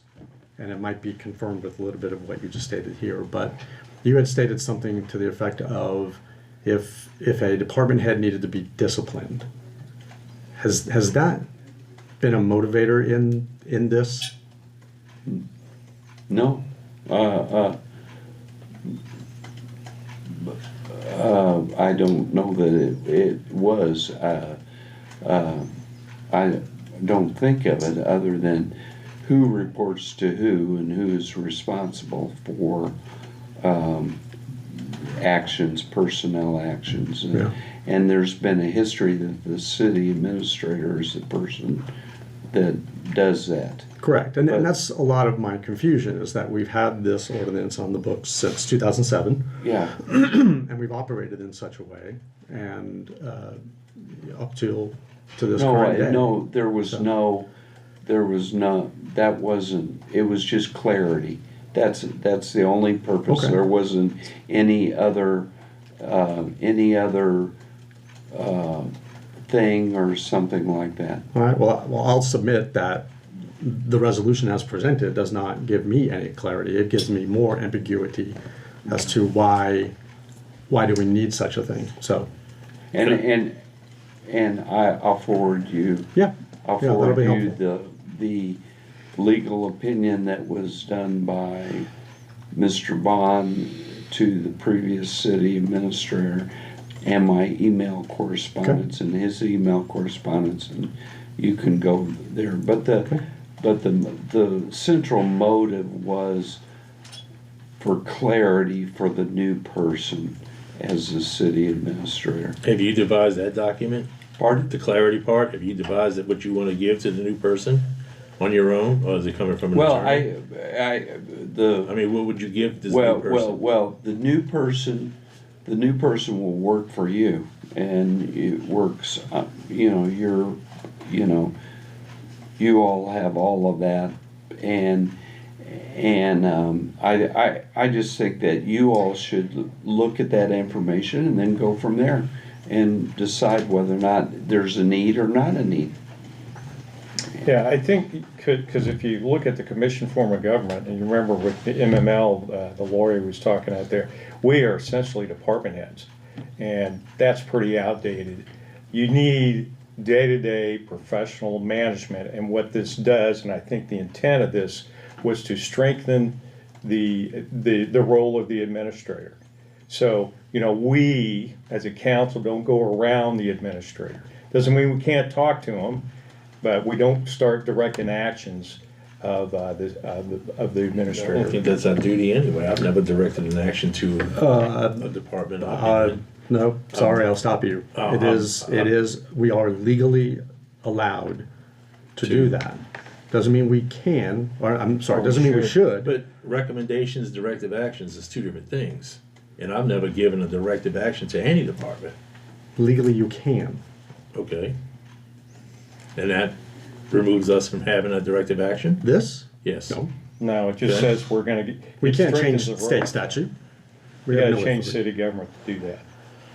That's why I'm at a loss as to why this is.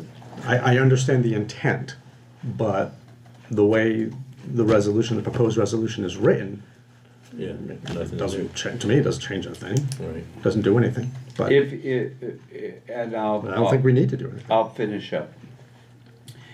If I was coming in as a new person, I would personally, as the city manager, I would personally like to have the people I work for, the city commissioners, go on record that that is the intent.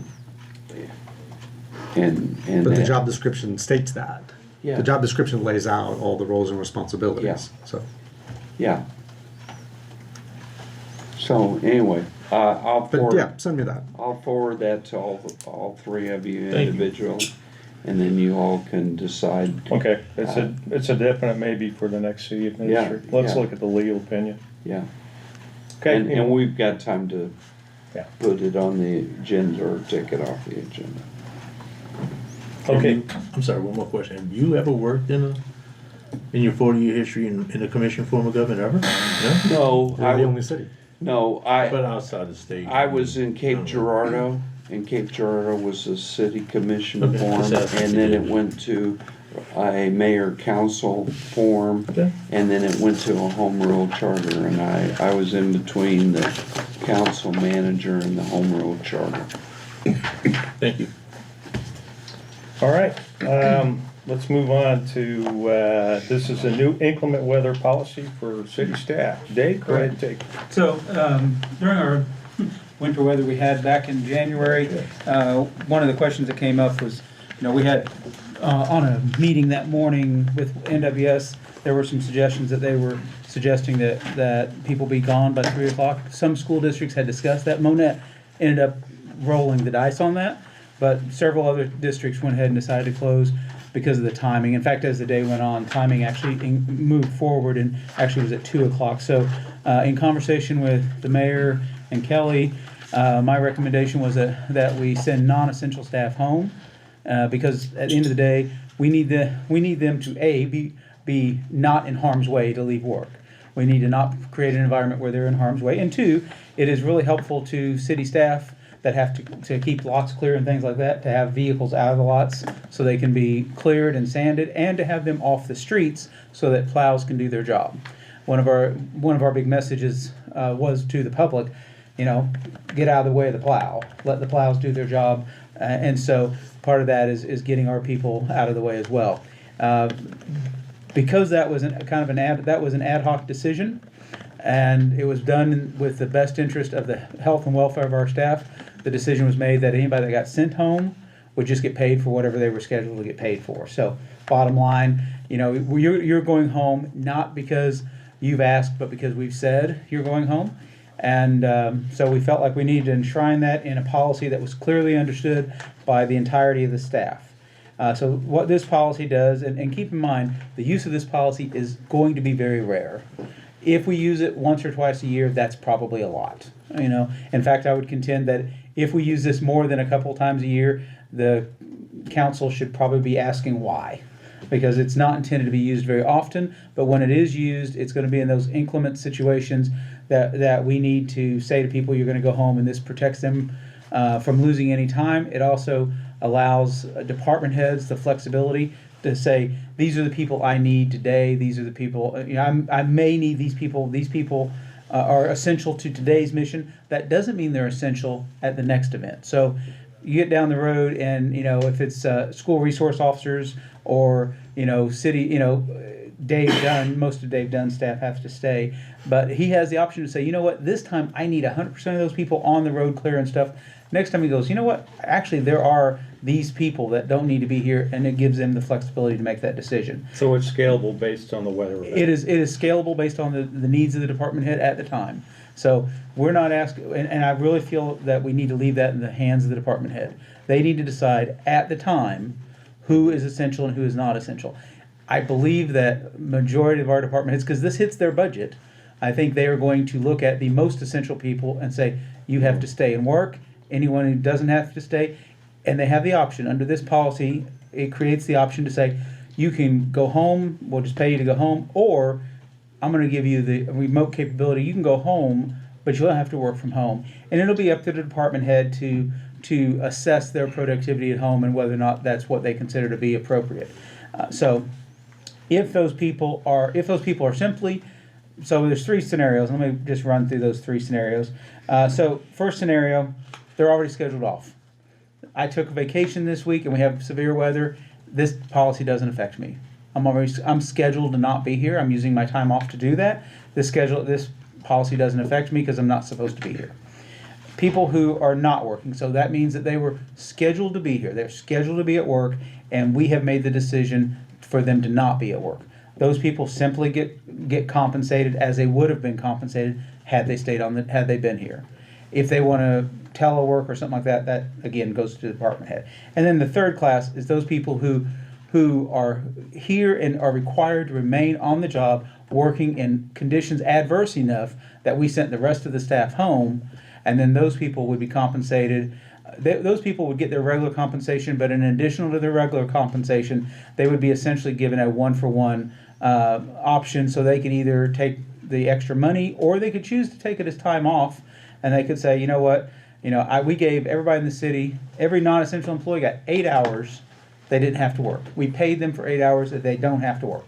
So all of you employees who had to stay on the job, who had to continue to work in those adverse conditions, continue to risk your health and well-being to get to work and to do your work and then to get home, we're going to give you the same 8 hours that you can either choose to take as money, which department heads seem to like that option because it meant less backfill down the road. You take it as money today, I don't have to pay somebody time and have to fill in for you later. So it actually in this case might actually be financially better for us to do that. But it also gives them the option to say, you know what, I want to take those 8 hours and I want to bank them, and come July, I want to take those 8 hours off and use that for time off. We left that decision to the employees based on the department head's approval. So again, the department head has 100% control over how they use that, but we did leave the choice. So the department head and the employee can make that decision between themselves. And so that really boils down, that's the gist of the entirety of the policy. We put in notification procedures. It's important especially if we're going to write a policy, it's important that people understand how they should expect to be notified. We did write that in for department head, staff, as well as public. And we did a really good job last time with Mike helping. We did a really good job getting that word out to the public. Staff, we added their options. We can either tell them in person, we can email them. If they want to be on a mass notification system, Sarah has that available and could use that, but that's again up to the employee if they wanted to be on such a system. And then department heads, we wanted that to be a little more Why would it progressive. be optional? If it's to their personal device, it needs to be optional for their personal Okay. devices. All right. Now, when it comes to city devices, and we'll talk about that in some other planning down the road, when it comes to city phones and city devices, it does not have to be optional because we own those devices. But if we're going to use their personal devices, we would be hard pressed to make that mandatory. Excuse me. I'll give you everything you're asked for if you can stop my robocalls. If I could stop your robocalls, I would have a new business stopping robocalls. I get those, yeah. My phone goes on silent because I don't answer those calls. But I really feel like this is a nice middle of the road policy. It's not going to be used very frequently, but when it is used, it's going to be in the best interest of the staff, and I feel like we're going to have a lot of positive feedback from the staff for doing this, because this really demonstrates that we're putting their health and well-being ahead of everything else. Yeah, I'm used to doing it. Every other place I've worked, there's always been a who's Exactly. essential, who's not essential. Absolutely. Because we want the flexibility to decide that at the time, because today, you might be very essential for us today, but next month, maybe I can let you go ahead and go home. And that really goes to the department head to make that decision. How about those who are on shift work? So Normally on shift work. it would be the same. The department head would have control over that. If we tell them to go home, they would get paid one for the hours they should have been here. They would just get paid for the hours they should have worked. If we require them to work, so street department's going to work, if we give, this last time, we basically gave City Hall 10 hours. We gave them one whole day plus 2 hours at the end of the previous day. So everyone who worked would have gotten, everyone who had to stay on the job because their department head said, you have to stay on the job, then they would have gotten 10 hours to either cash in immediately or to put on their bank and use for time off later. I feel like that's a nod to the fact that they are still here working, and essentially everyone else received paid time off and they had to stay and work. And it's really not fair to say you have to stay and work in freezing weather or dangerous weather and still you're just getting compensated single time while all these non-essential employees decided to go home. In fact, in that case, I might decide I want to be less essential. So, because you get to go home for the day. So What if they make their own decision, say, I'm going? that's between them and the department head. If the department head approves them leaving, then that's fine. If the city hasn't said, and this decision would be made this would be made in coordination between the council, probably once we have an administrator, the council administrator. I'm assuming that when it comes to severe weather, I would at very least have an opinion on the severity. If a person says, you know what, I don't want to stay and risk it, and they want to go home, that's their option. If their department head approves that, then they would be using their paid time off to do that, just as they would today. So today, if someone says, I don't want to be here because I think it's going to get bad and I live five miles in the country, they can go home today. They would just have to get approval and use their time off. And this decision comes from OEM? I suspect that I will drive the initiation of the conversation. So if I feel like this is going to be serious enough, then I'm going to reach out to the administrator, like I did last time. I'll reach out to the city administrator, the council, and Kelly as the clerk, because she's going to also, there's all this bookkeeping on the back end falls into Kelly's box, so she needs to know what we're doing. So I will reach out, and then of course we'll include, once the decision's made, we'll include the entirety of all city department heads to know that, and to make sure that we're messaging it correctly. What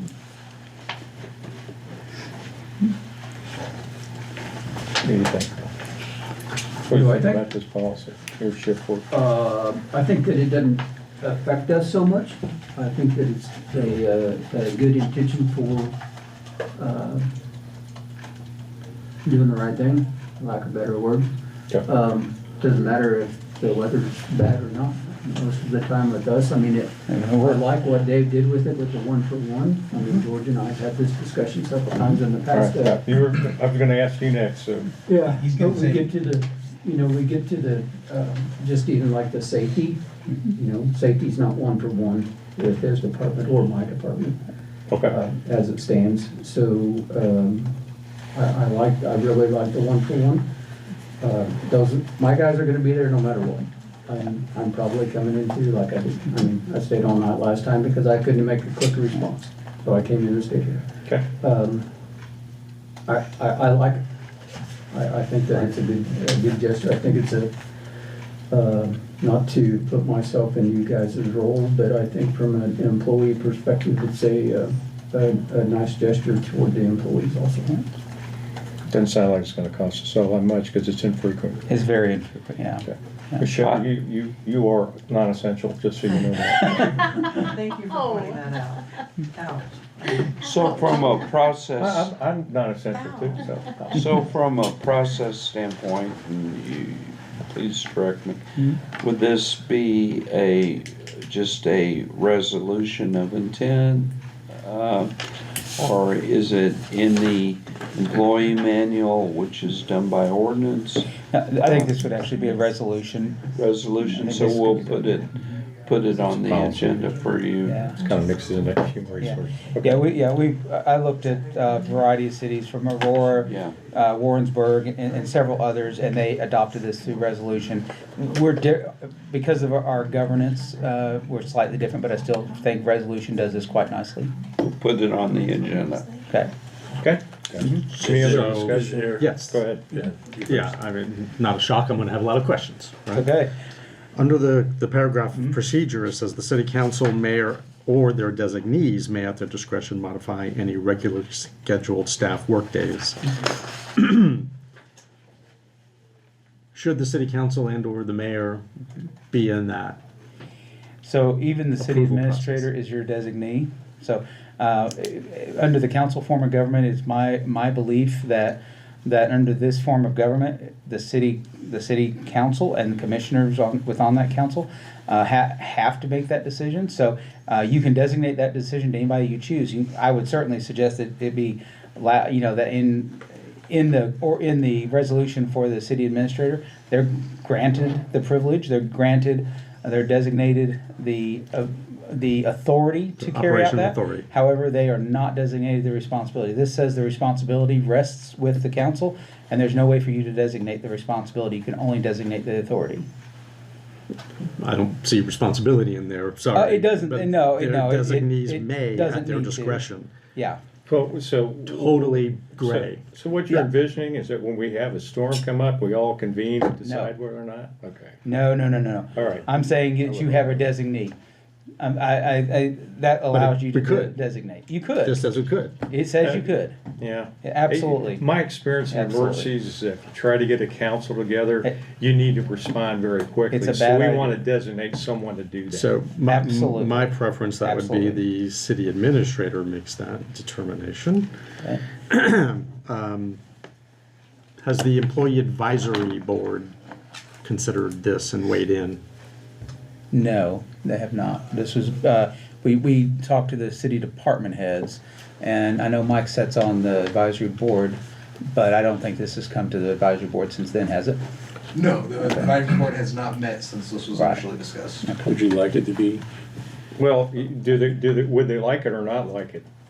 Absolutely gonna bring it to them, Okay. absolutely think they'll be in full All support. right, so they're probably not gonna vote against being paid more. Right. Yeah, I don't think we need to take this through the advisory board, particularly if we've got the department head inputs, and they're the ones that's gonna implement this. And what about customer service? I'm going to use that last example. So we closed City Hall early. We postponed a city council meeting. And we did not have any measurable snow until 10, 11 p.m. Correct. So to me, that was an operational hit to the service we're providing to our citizens. It also affected the city council meeting. So that's more of a discretionary, that's more of a decision that was Correct. made based on a forecast versus on actual conditions. Correct. But this policy doesn't speak to, and I don't know if it should, Right. to be honest, if it should speak to how we handle customer service, how we handle serving our citizens. Because when City Hall is closed, obviously somebody can't come up to the window, make a payment, sure they can put it in the drop box.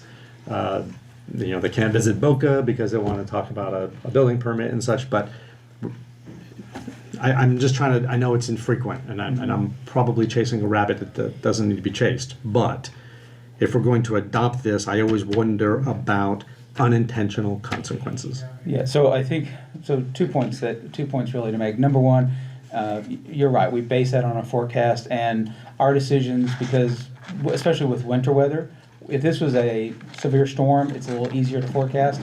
Weather conditions are easier to forecast in severe storms. It's going to be here or there, but when we're talking about winter weather, those forecasts get very hinky very quickly.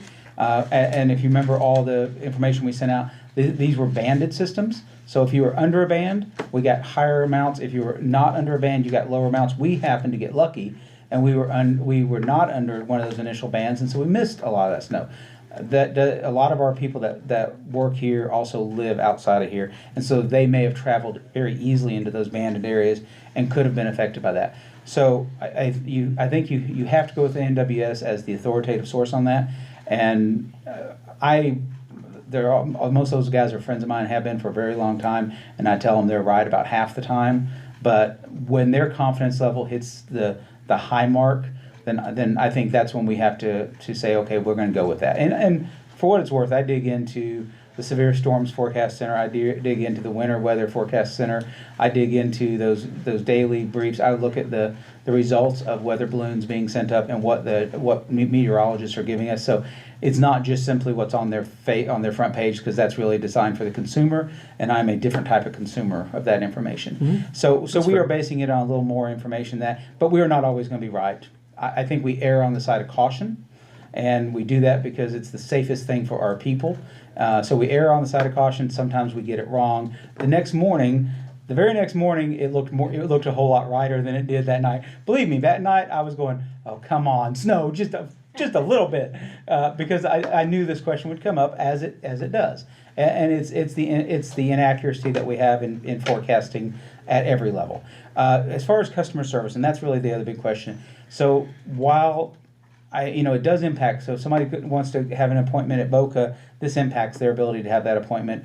I don't know how large of an impact that really is to say, and Mike may say, you know what, we can meet by phone, or you can email me this stuff and we can have this conversation over the phone, and he may choose to do that from home.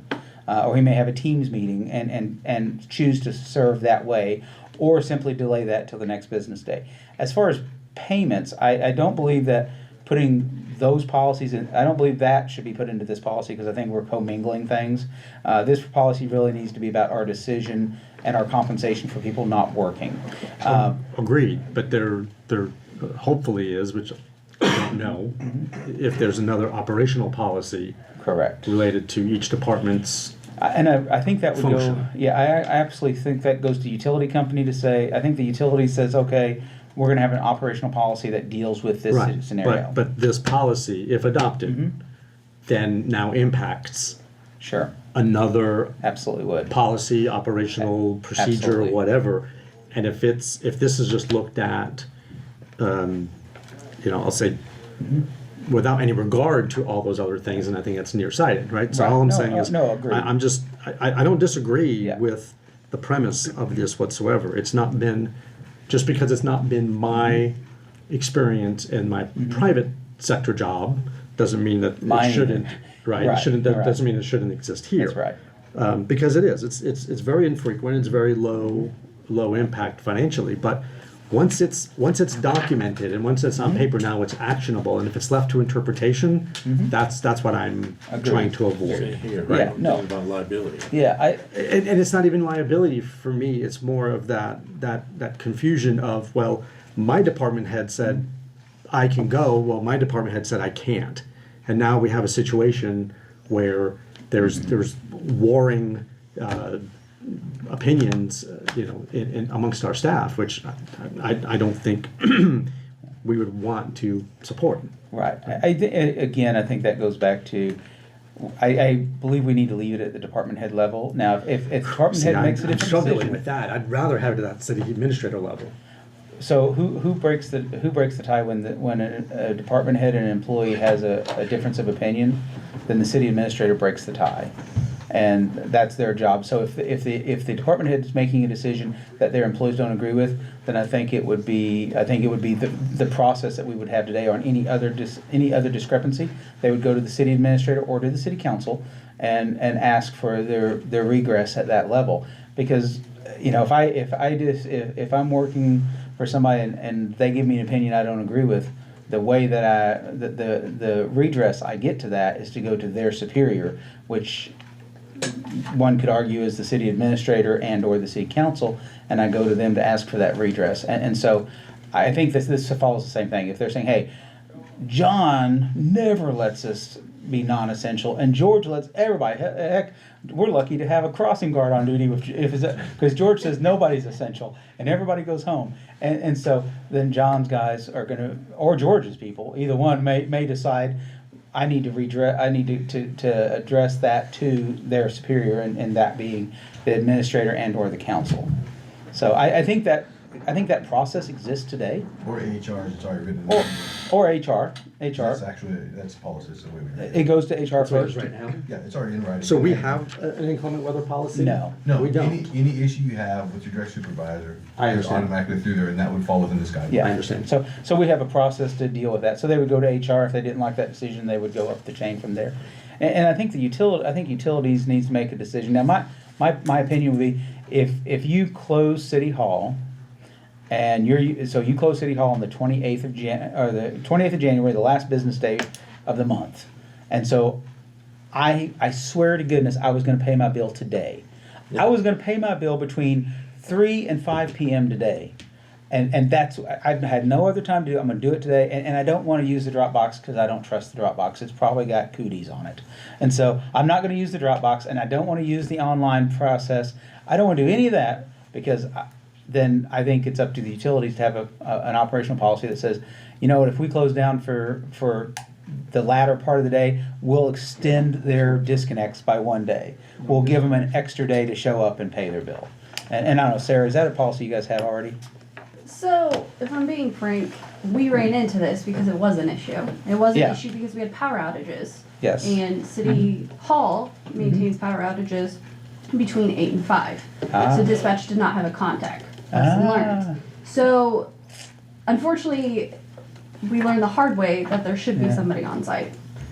And The in the unintended past, consequences that I'm talking about. yes, in the past, it was me because I was within city limits and I can just tell one of our guys in our city truck There and you our go. city insurance to come get me. Yeah. Really?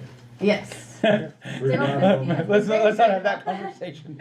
Yes, so, again, being up to the discretion of the department head, Mhm. unfortunately, there are some things like this we learn the hard way. That there Absolutely. should be somebody available for customer Yeah. service, there should be someone available to answer those phones for power Yeah, should roll outages, them polls. Mhm. If there becomes availability to work from home and there become a on-call per se for situations of that nature, that could be something discussed in the future, that, per consequences, yes. There was, when we did close City Hall, there was no shut-offs pending, there was no due date Right, pending, there was right. no penalties pending. That would have been taken into consideration, we have delayed penalties before Okay. due to whether bills didn't get out on time, situations of that nature. But unfortunately, lesson learned the hard way, there was not availability because we are more than collections. We Right, do deal correct. with all utilities. Correct. So when people's water pipes freeze and they need help shutting it off, we had a pole on fire that a community, little residential, was out of power. Hometown is going to help with that in a lot of ways, but they do not have that personal contact here. Do we have a list of or an idea of who, non-essential personnel We- besides? We do That's a not great question. have- That was my yeah. next one. We do not have a current list, although the department heads, I'm sure, could come up with a Yeah, list of positions that could be deemed essential. I would, again, I think that should be, for our use, that really needs to be maybe a planning tool, but we wouldn't want it in policy because that list is going to change based on the. Agreed. You know. It's more like position, not Right. not It- name. Position, I'm Correct. only, when I put together those lists, we only do it by position, we don't do it by name. Okay. Because the names will change. Hopefully, they all get promoted or win the lottery. But names will change, positions don't change. You no to winning the lottery? No, we need these people. These are good people. We need to keep Yeah, them they here. are good people. That's why I want good things for them. There's the thought of, but where Dave's coming from in that thought of there's less people on the road. Yes. A lot of these workers are taking their kids to daycare. You're putting not only them at risk to get to work, you're putting their kids at risk. Correct. So I would, if I didn't live in city limits, I would be the first one to call in every single Yeah. time. Yeah. Most of it's a phobia of driving in bad weather, but I don't have that availability to have other workers that are out and about who have better vehicles for that situation to bring me to work. So as written, as a policy, would the department head not be able to make that adjustment? Absolutely. Correct. That would be my That's thought. our- So I would not want to risk all three on my team to come Right. in. They do live outside of town. Yeah.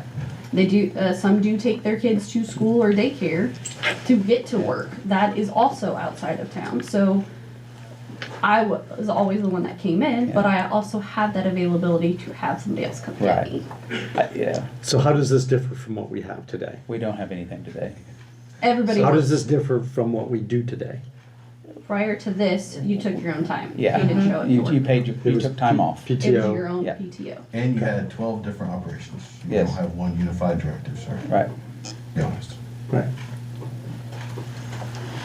And I won't be at the council meeting on the 13th. I'll be in Overland Park talking to them about how to manage projects. But I believe we need to pass this, and I really believe that since it's such an infrequent thing, I believe we need to pass this and make it active as of the day of the last event. So we would be compensating those people that stayed. Because there were a whole lot of people that chose to stay and do their job, you know. Or didn't choose. Or didn't choose and still stayed and did their Just job. know, for me, Yeah. my concerns are not compensation. Right. I have no issues get with that whole paragraph Yeah. whatsoever. Right. It's everything else. Yeah. Right? It's to make sure, because, yes, the citizens that are calling City Hall with the expectation, because when they look out their windows, dry pavement, Correct. and City Hall is closed, and they just say, what is going on? Correct. Right? I just want to make sure we have those bases covered and understood. I do think that a lot of that, I think, is messaging at the time. That's of the event decision is the process. messaging, yeah. Yeah. We have to message to the public why we're doing that. And frankly, if we had a pipe burst in City Hall, we might have the same emergency response to that, and say, we have to shut down City Hall for the afternoon because there's a pipe burst or there's no heat. John's guys might still have to stay next door. Yeah, that's but, a you know, hypothetical. It right? is. You can't write a policy over a hypothetical. Correct. So But, anyway, yeah. again. So I mean, I think there needs to be more clarity Okay. to this. okay. And the departments have to build, their own, who can stay, who can not stay. We need to define essential versus Sounds to me non-essential. like every department And you know already what has else? that, right? I'm still stuck on the liability. Inclement weather, If you something hold guys them. already- And something does You just look out the happen, window. someone out of town. They show That's up. right. Say, I couldn't leave till 5 Yeah, Yeah, it sounds they're like, essential. you know, Yeah. Yeah, I mean, there's, Yeah. as far as, I mean, That's like, the only question to I your, got. some of your point on that, If I want, on operational like they readiness said and stuff, before, it was there's all been free times will. where, I chose to leave. I the left. ice storm in That's right. 07, I spent 4 days. Was this brought to And you that's by, not me, by I mean, the we last spent snowstorm? 4 days in here. Yes. And- Yeah, absolutely. Because what we did to make it That was never questionable. taken Right. into Yeah, consideration. we made the decision to on do that. And, Yeah, it you know, was the That's why other you're side looking of for that that is, snowflake you at may 5 be working o'clock the and ice didn't storm. get it. And then, yeah, you Power got lines down, the roads have been cleared by the city like, crew. Walmart. And No, the it's city a little people after have that. the Yeah. generators, so So- they're in here working. So, Okay. we're Yeah. still working a major weather event that people should probably be home. Yeah. So. Yeah, and that's what the technology now affords us the ability to do. Yep. So now, does that enter into the discussion of, They had an inch of snow. Yeah. sorry, there's multiple conversations. Sorry. But that enters now the conversation of, is it within our current job descriptions for, I'll say, the non-fire and police, right, non-emergency services personnel, that's a potential requirement of them, right, where they have to have a city-issued device that they can take home, Code. that they have to have adequate internet access so that they can do their jobs successfully at home, that we do roll over the phones to maybe a city-issued device. So this is what I'm getting at, is all these other things that Correct. go along with these decisions that I feel that we need to have in place before we just say, yep, okay, here's our inclement weather policy, now go and act it, but we haven't built that infrastructure So- to allow it. I think today, to try to say that we would have the infrastructure built for work at home, for telecommute, that's very individualized. Generally speaking, I don't know that we have any policies that deal with that. I don't know that we have the infrastructure built from the technology standpoint. I don't know that we have the infrastructure necessary to do that. And if we wait to build that level of I get it. infrastructure, I get it, then this doesn't happen. Correct. I get it. Well, I 100% understand that, and I can see asking department heads to identify who is generally essential, non-essential. I see the point of doing that. I think it's highly dependent upon the situation, because there are going to be times when, you know what, and I'm going to use George as an example. He's got 2 officers on leave, just assuming he had 2 officers on leave. He may say, congratulations, today these 2 detectives have become essential. Put on your blues, you're going to work. And so that may, but tomorrow everybody's at work, everybody's working. He may say, hey, detectives can go home. They're non-essential unless we have an active case. So I think that essential, non-essential becomes a little fluid based on the department's needs. Eventually we get something. Let's say we get something like a VEA, which is a way to actually have those phones ring over to a city-owned device, and you'll be able to answer it on your telephone and have They're full VoIP access. right now. I believe Daryl can reroute them. Yeah, we're using VoIP on everything. So a VEA is just a program that would allow us to take that exact same line and put it on a computer. So you could pick it up, and Daryl probably could do that with no problem at all. Yeah, So we would want to let the departments come up with that. We would want that to be part of a larger technology process, that we actually put that technology in place. So I agree with all that. I would like to just very briefly, because I don't want to belabor this into time for additional discussions. When we say the council, the mayor, or their designee, and we can certainly say that's the city administrator. I don't think there's anything wrong with that. I would make a plea for that beginning of that sentence to say the city administrator shall modify any regularly scheduled staff workdays, operational hours of any city facility, or performance of any city services in the event of inclement weather. Okay. Do we want to say shall? Because what's inclement weather? Inclement weather could be, we're going to have, it's going to be, so inclement weather, an advisory came out last week of extreme cold. It was an inclement weather warning. I think you're better off to say may, because if you say shall, then they will have to shut down anytime there's inclement weather. Okay. I would leave it with may. Okay. I agree with me. And so I like I say, I think the city administrator or their designee, because if they're on vacation or otherwise unreachable, someone needs to be able to make that decision, even if they're not available. And I would suggest that we reword that to say, the city council, mayor have designated the city administrator the city administrator or their designee may, and I go back to the city administrator, the city council has to make these decisions. They can designate these decisions, is that correct, Jeff?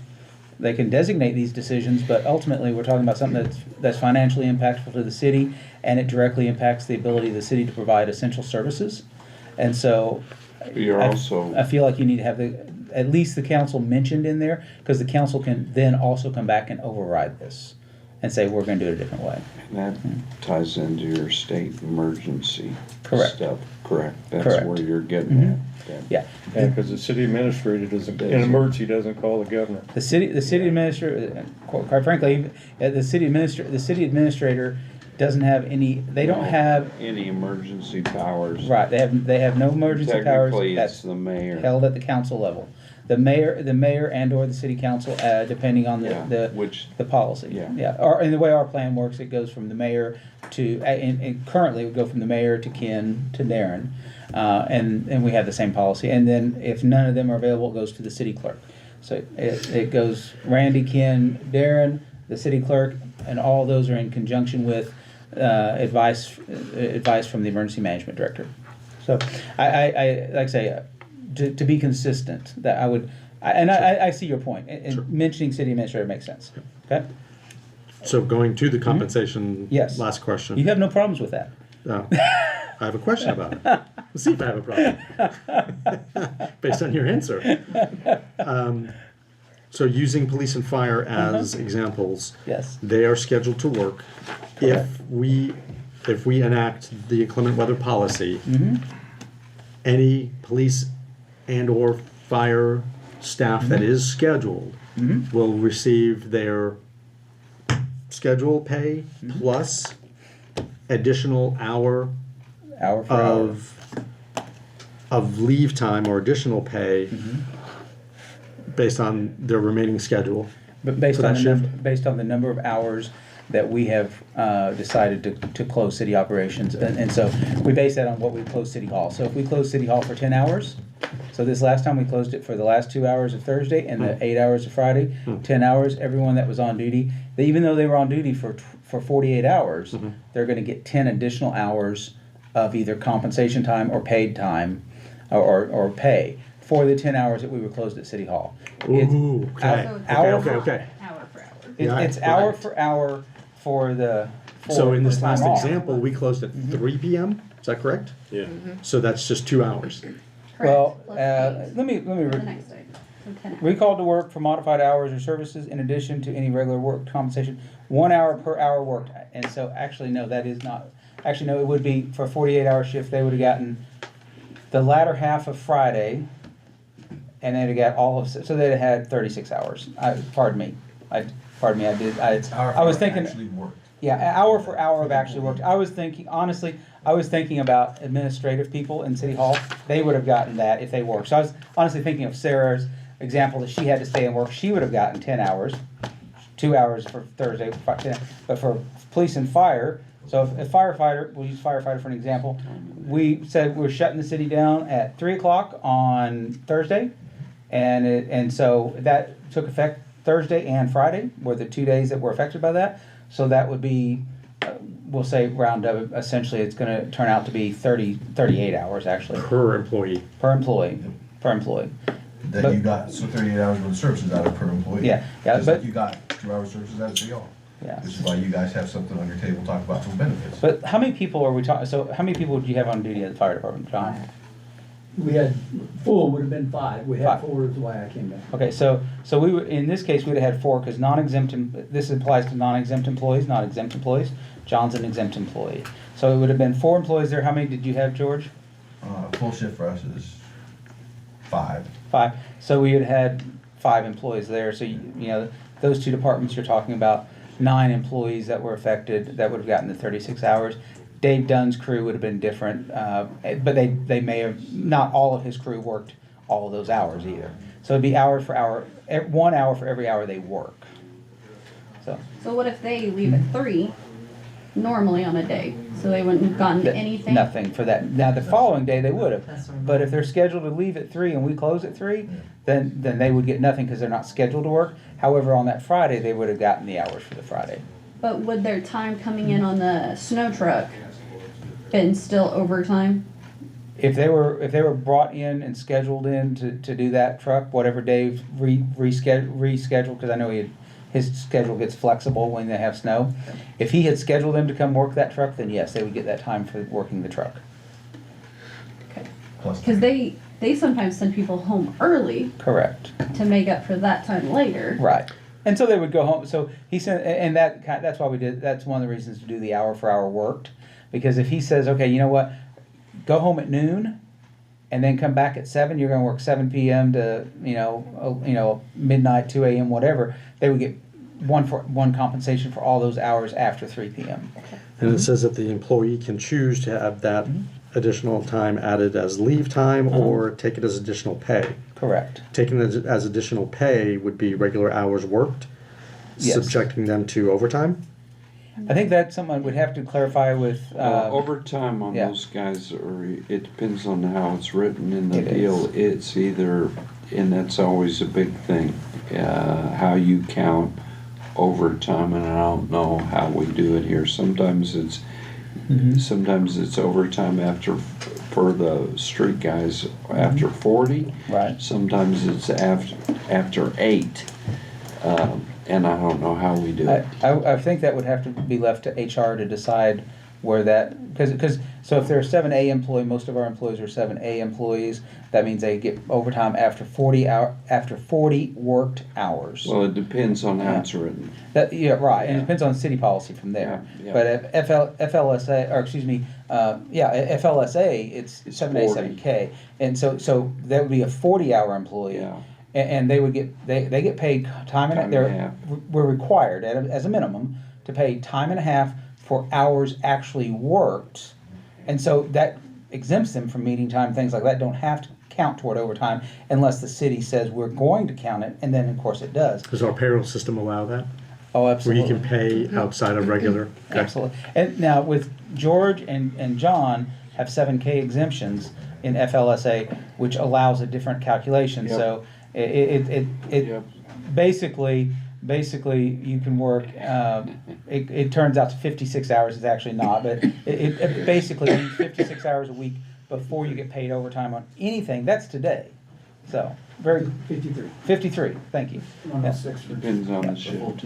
Yeah. So I stated earlier for the record that I didn't have a problem with it. I'm a little uncomfortable with it now, so I've downgraded. Well, we do need something. We need something to speak. So Yeah. when the recommendation comes from emergency management to let non-essential personnel, this gets us closer. It may not be perfect, That's Jim, right. but it gets us a lot closer Okay, than we are now. but you just stated non-essential personnel. They're essential. I know they are. So they would be exempt from additional pay. Well, so this policy would give non-essential employees additional pay if they worked. Yeah. They're essential. They would be exempt from any additional pay. I think they're paid Was there? by their overtime. Salary, is that what you're saying? No, not as a salary. Essential versus non-essential. If we state that this policy only applies to non-essential personnel, and we close City Hall and say, hey, Yes. you know what, you need to go, but because you're going, this was our decision, we're going to pay you. right. I think Well, your HR policy. Your folks, they can't go. And then the people who are essential get compensated money or time as you read the rest of it. That's not how you just stated that, though. I'm stating about the policy. I want this policy. We need to have one. And I think we've The discussed question- all the details here, and so what you're saying is, that's not what you said, it's, I want this policy. I think it's the semantics. So what? It's a 'cause I think question it's of semantics. essential, non-essential. and So that the you policy, calculate. the policy absolutely allows to pay, so the policy allows us to send people who we deem as not needing to be essential to operations to go home. However, it compensates essential employees for having to stay. So you're both, I think you're both right in that the policy is intended to tell us when we can send non-essential people home. But to Randy's point, to Ken's point, yes, if we said this only applies to non-essential employees, we would exclude essential employees from compensation, and I think that would be a very bad move. This policy, as written, would allow us to compensate essential employees for staying on the job. So yes, I think the policy's reasonable. Mr. Mayor, I'll apologize to you if I'm frustrating you with all these detailed questions, but that's why we're here in a work session.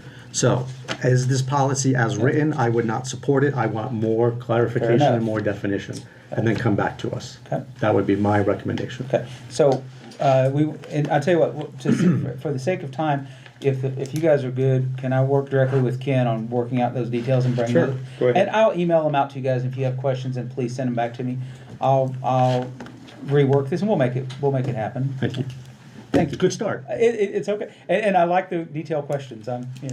But I'm also that guy. I like I like to hear the details. So, okay, very good. Have you written for any other city? This policy? Yeah, No. any policy. I've written policies. Yeah, I've written policies for Cox Health. I've written policies for Berry County. I've written policies, draft policies, and sent them to numerous cities to adopt. Generally, I just write them and say, "Here you go. Change them as you wish." They're just my opinion. No more, no less. They're just an opinion. So, but yeah, definitely, Yeah, definitely. right now it's all an opinion. Yeah. That we have to adopt into Yeah. policy. Yeah, absolutely. Like I say, it's Would you do me one more favor? Just Sure. check with other municipalities and see what their policies are. Absolutely. I comparison. actually have a list of those already, so I'll just. If send you give some it to references me, on. I'll include you on that. well, Jeff. I can do a listserv with city managers. Okay. To, I think. Yeah, through 'cause- the- we've looked at several, but I'm more than happy to send that, and we can actually look that up. I do think we're probably gonna be a little More lenient. I think we're gonna be a little more lenient, I think we're gonna be a little more generous, and to some extent, that's intended. That becomes a recruitment tool, If you do you really wanna, if you gotta drive to work here, you wanna know that the city has your back. But the decision, and sorry, It's but the fine. decision that we make today, we are putting on future councils. Absolutely. Because if an employee chooses to add it to work time leave, Right. and that's paid out at future dollars, not Correct. today's dollars. That is correct. So. And you are absolutely correct about that. And my question is the difference between Mhm. the existing HR, how overtime's calculated for essential employees, I'm talking about police and fire. Does this policy provide additional revenue on top of their regular overtime? That's my. This could that's- impact their that's- budgets. That's my that's my question. Yes. Are you paying on top for essential employees? Yeah, I believe you are, and I believe that this does impact their budgets, and I think that's gonna mean that they're gonna be a little tighter on the way they implement the policy. It also means that when we do this, council may have to say, we understand the fact that your budget's slightly over this year, and it's because we made this decision at the city level to. Well, that because impacted you. which we should have, they should budget overtime. Absolutely. And so that's my question from a budgetary. There's also a huge chance, especially in our part, of no budget impact. Right. None at all. You mean by Because taking as an off? department head, I could regulate that as saying, you can only take this time off that was allotted right here when you have a full shift.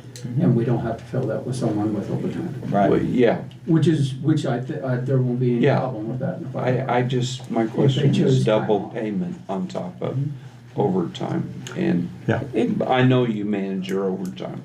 But Yeah. that's my only question. No, I think most departments are gonna be able to manage that and do it very well. But to your point, yes, this could have a budgetary impact without a doubt. Now,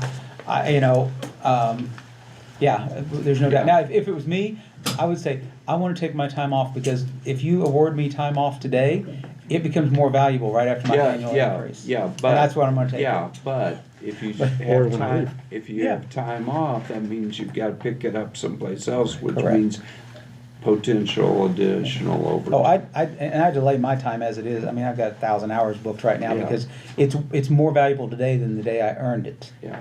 So, but I'm also, cheap and kind of sneaky with that. Okay, Being recorded.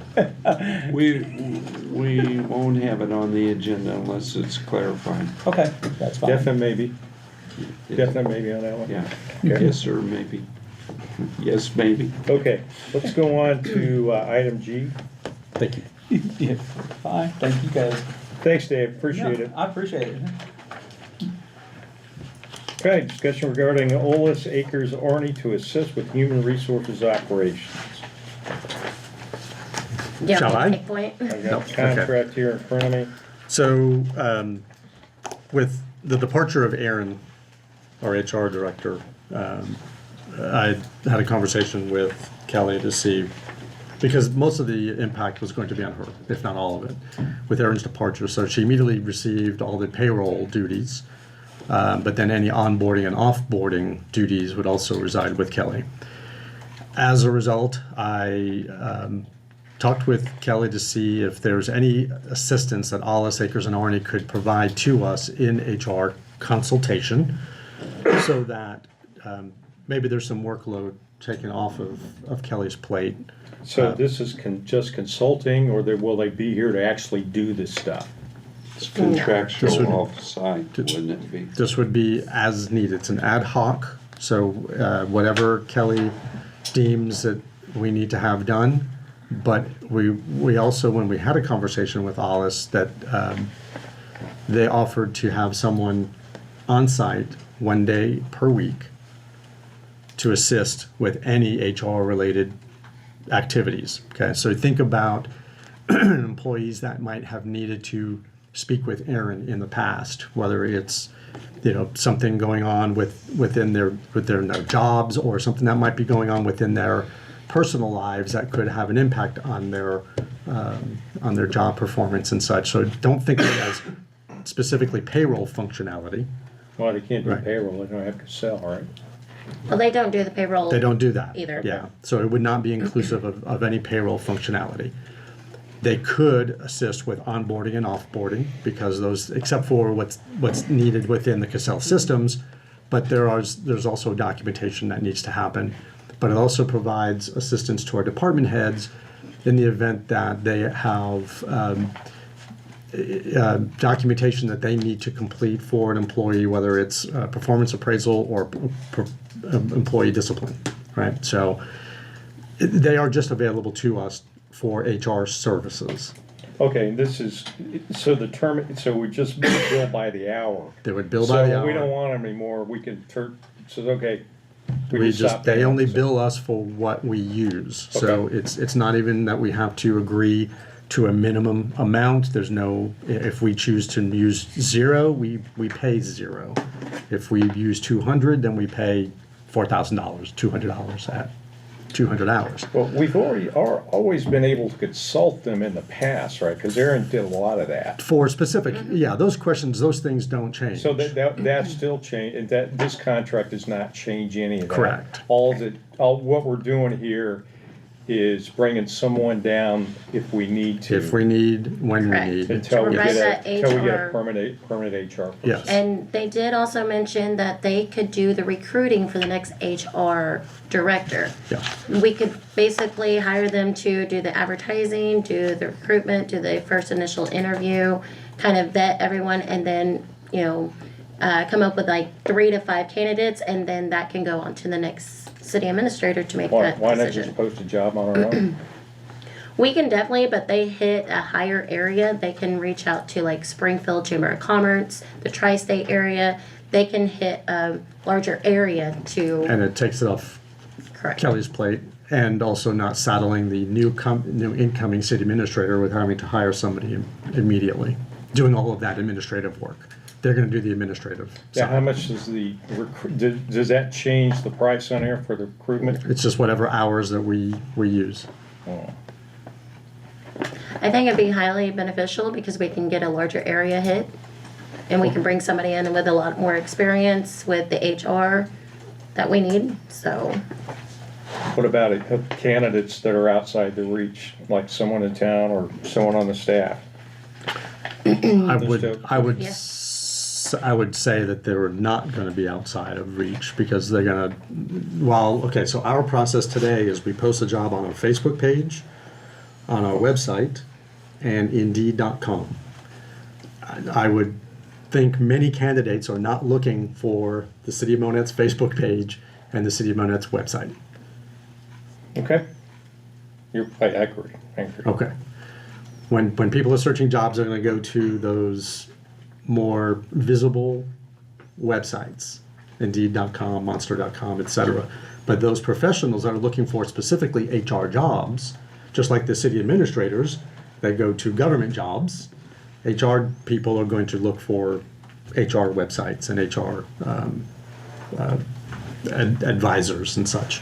So that's for us to decide. Your Indeed, your Monster, your city has their own, not our, this department city, but the hiring people like, what is it, the community hiring event thing, I forget the title of it, but they can be used too, am I wrong in saying use them also, or just them? Just Hollis Acres only? So Hollis Acres and Arnie are going to post a position on, I thought they said somewhere 6 to 8 different websites. And, okay, so we can do 2, guessing? We can still do what we normally do, yeah. Certainly Does this doesn't. sound like a practice that we could use in the future for other positions if needed? No, that's what our HR director does. This is just fulfilling the role of the HR director, looking for the HR director. Yeah, I don't have, first of all, I don't have no issues with the contract. I agree with going ahead and doing kind of an area search as long as we can consider candidates that may want the job either in the city or apply for the job. Is there any reason we can't go ahead and advertise the job on our own, just like we normally do, and then do a wider search? I would say no, but I would make sure that they're applying with Allison Acres and not directly to the City of Monett, just so That's that fair. Allison That's Acres fair. can have That's fair. them in That'll their work. purview. I agree. This does not prevent anybody from applying. What Doesn't we would prevent do it. is we would reach out to Hollis Acres for their advertising materials and post that through the channels that we traditionally do. It'll have the Hollis Acres contact All right, information. okay, I don't have any problem with that. That's good. Does that need a approval of a contract? Is it so much an hour? Just a Or proposal. they're just Send gonna 'em. charge so much an hour? Just so much an hour. So, They already okay. work for us, so We only pay for what we use. just another task for them. Yeah. But are you good? I don't see why we couldn't have posted it a week before she quit. Personally, I just feel like we sat on our hands in another situation of we could have been, that's my personal opinion. Water under the I don't have bridge. to agree or disagree. It is water under the bridge, but here we are, and I just feel like we could have done better. That's all. But you're okay with the using Hollis Acres and Arnie for I'd like to see the HR timeline, consultant. like, I mean, what we just went through, as far as how long it'll take to post it, where it's gonna be posted, how soon, Oh, will they sure. gather candidates, just Sure. like what we just went through. Yeah. Is it a process like that, and then? It won't be as extensive because we're only paying $200 an hour. All right, so we need to, do we need to have a resolution to approve the contract, or we can just go with what we have here? Yeah, I mean, we can just implement it Okay, on an hourly basis with a letter or something on how much it is. okay. All right. No issues. Okay. Thank you. Last item, discussion regarding evaluation for department heads and city staff. Yeah, so this was a question that was brought up in one of the meetings at the wage study. Whether or not we're going to continue the evaluations this year because they're technically supposed to be done by January 31st, which is Friday for the department heads and staff. Not sure if there's been miscommunication or if just not knowing if we're going to do them or council's going to require them this year for department heads, or give an extension to have them done for their staff members. What did we do last year? Last year was, I think, only a couple department heads got their evals done. And staff members, I believe all staff members did get theirs completed. Okay, so we're doing it for staff, that determines their pay. And for department heads, we kind of treat those one by one, don't we? Normally, it's the city administrator that does the evals for the department heads. You guys are kind of in a pickle there. Mhm. It's hard to truly directly evaluate unless And you there's want to. no way for us to get staff in by first, since we have an issue. I'll bet with you it. I can crank them out. You might be, no, but for our staff, So, there's no way bottom for line us. is We haven't you're- been given the evaluation that changes, so we don't know. Oh, so you don't, okay, see, you're looking for an extension. No, you guys decide where you want. I just tell you, until we're given a evaluation, we can't do our staff, because a year ago when we did it, you guys changed it before. We did the old ones and then you changed it, so we couldn't. Yeah. Oh, evaluation so form there's last year there's was new what- evaluation. We don't know until you tell us. When you give, when it's issued from city You can't almost administration, argue. we can. They can probably Alright.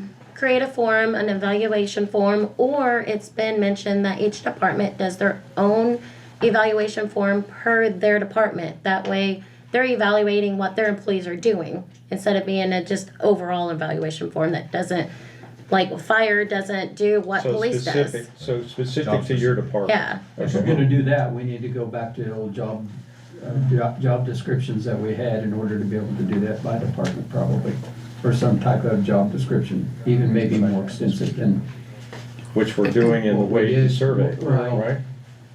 it would probably have to be more extensive than what was presented. I know for my, I don't want to go back to that. I would rather do something a little more. I think the current evaluation system is, or the form is, It's more than, I would say. Would it be, this is a devil's advocate question, would it be detrimental to not do an employee evaluation this year? It won't hurt anything.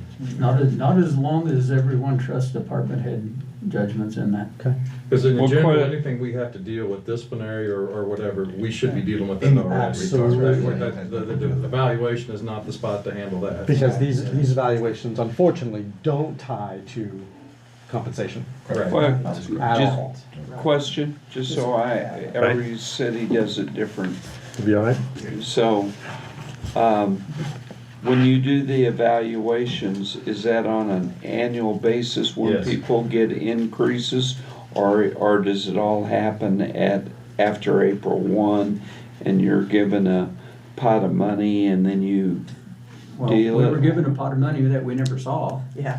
Yeah. That's what you're talking about. Well, what I'm getting at is, are you, because we are looking at, there, you know. Well, the short answer is I don't know, because we've been given merit raises in the past based on what was approved by council over top of budgets.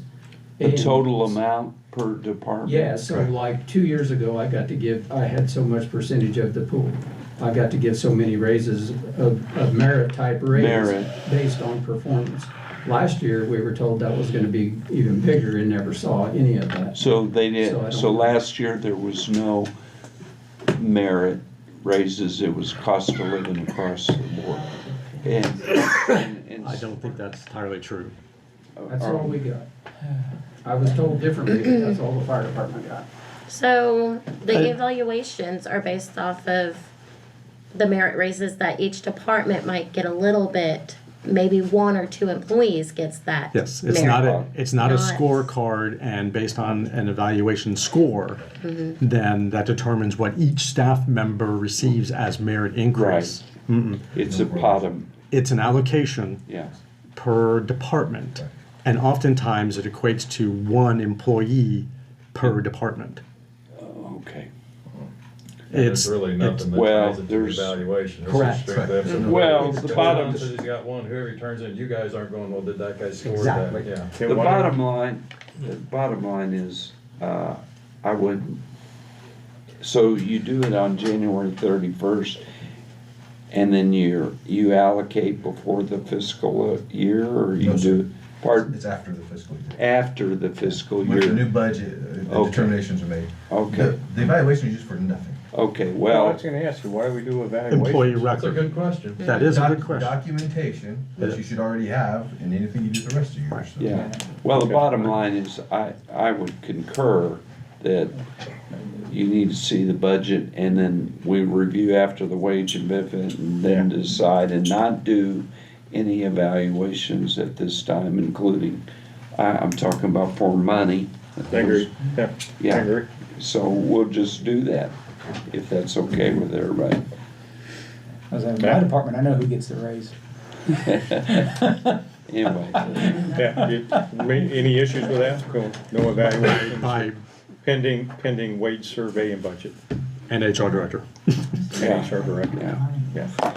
Any issues, Darren? No issues with that at all. Okay, I don't think we need that on the agenda for next week, so.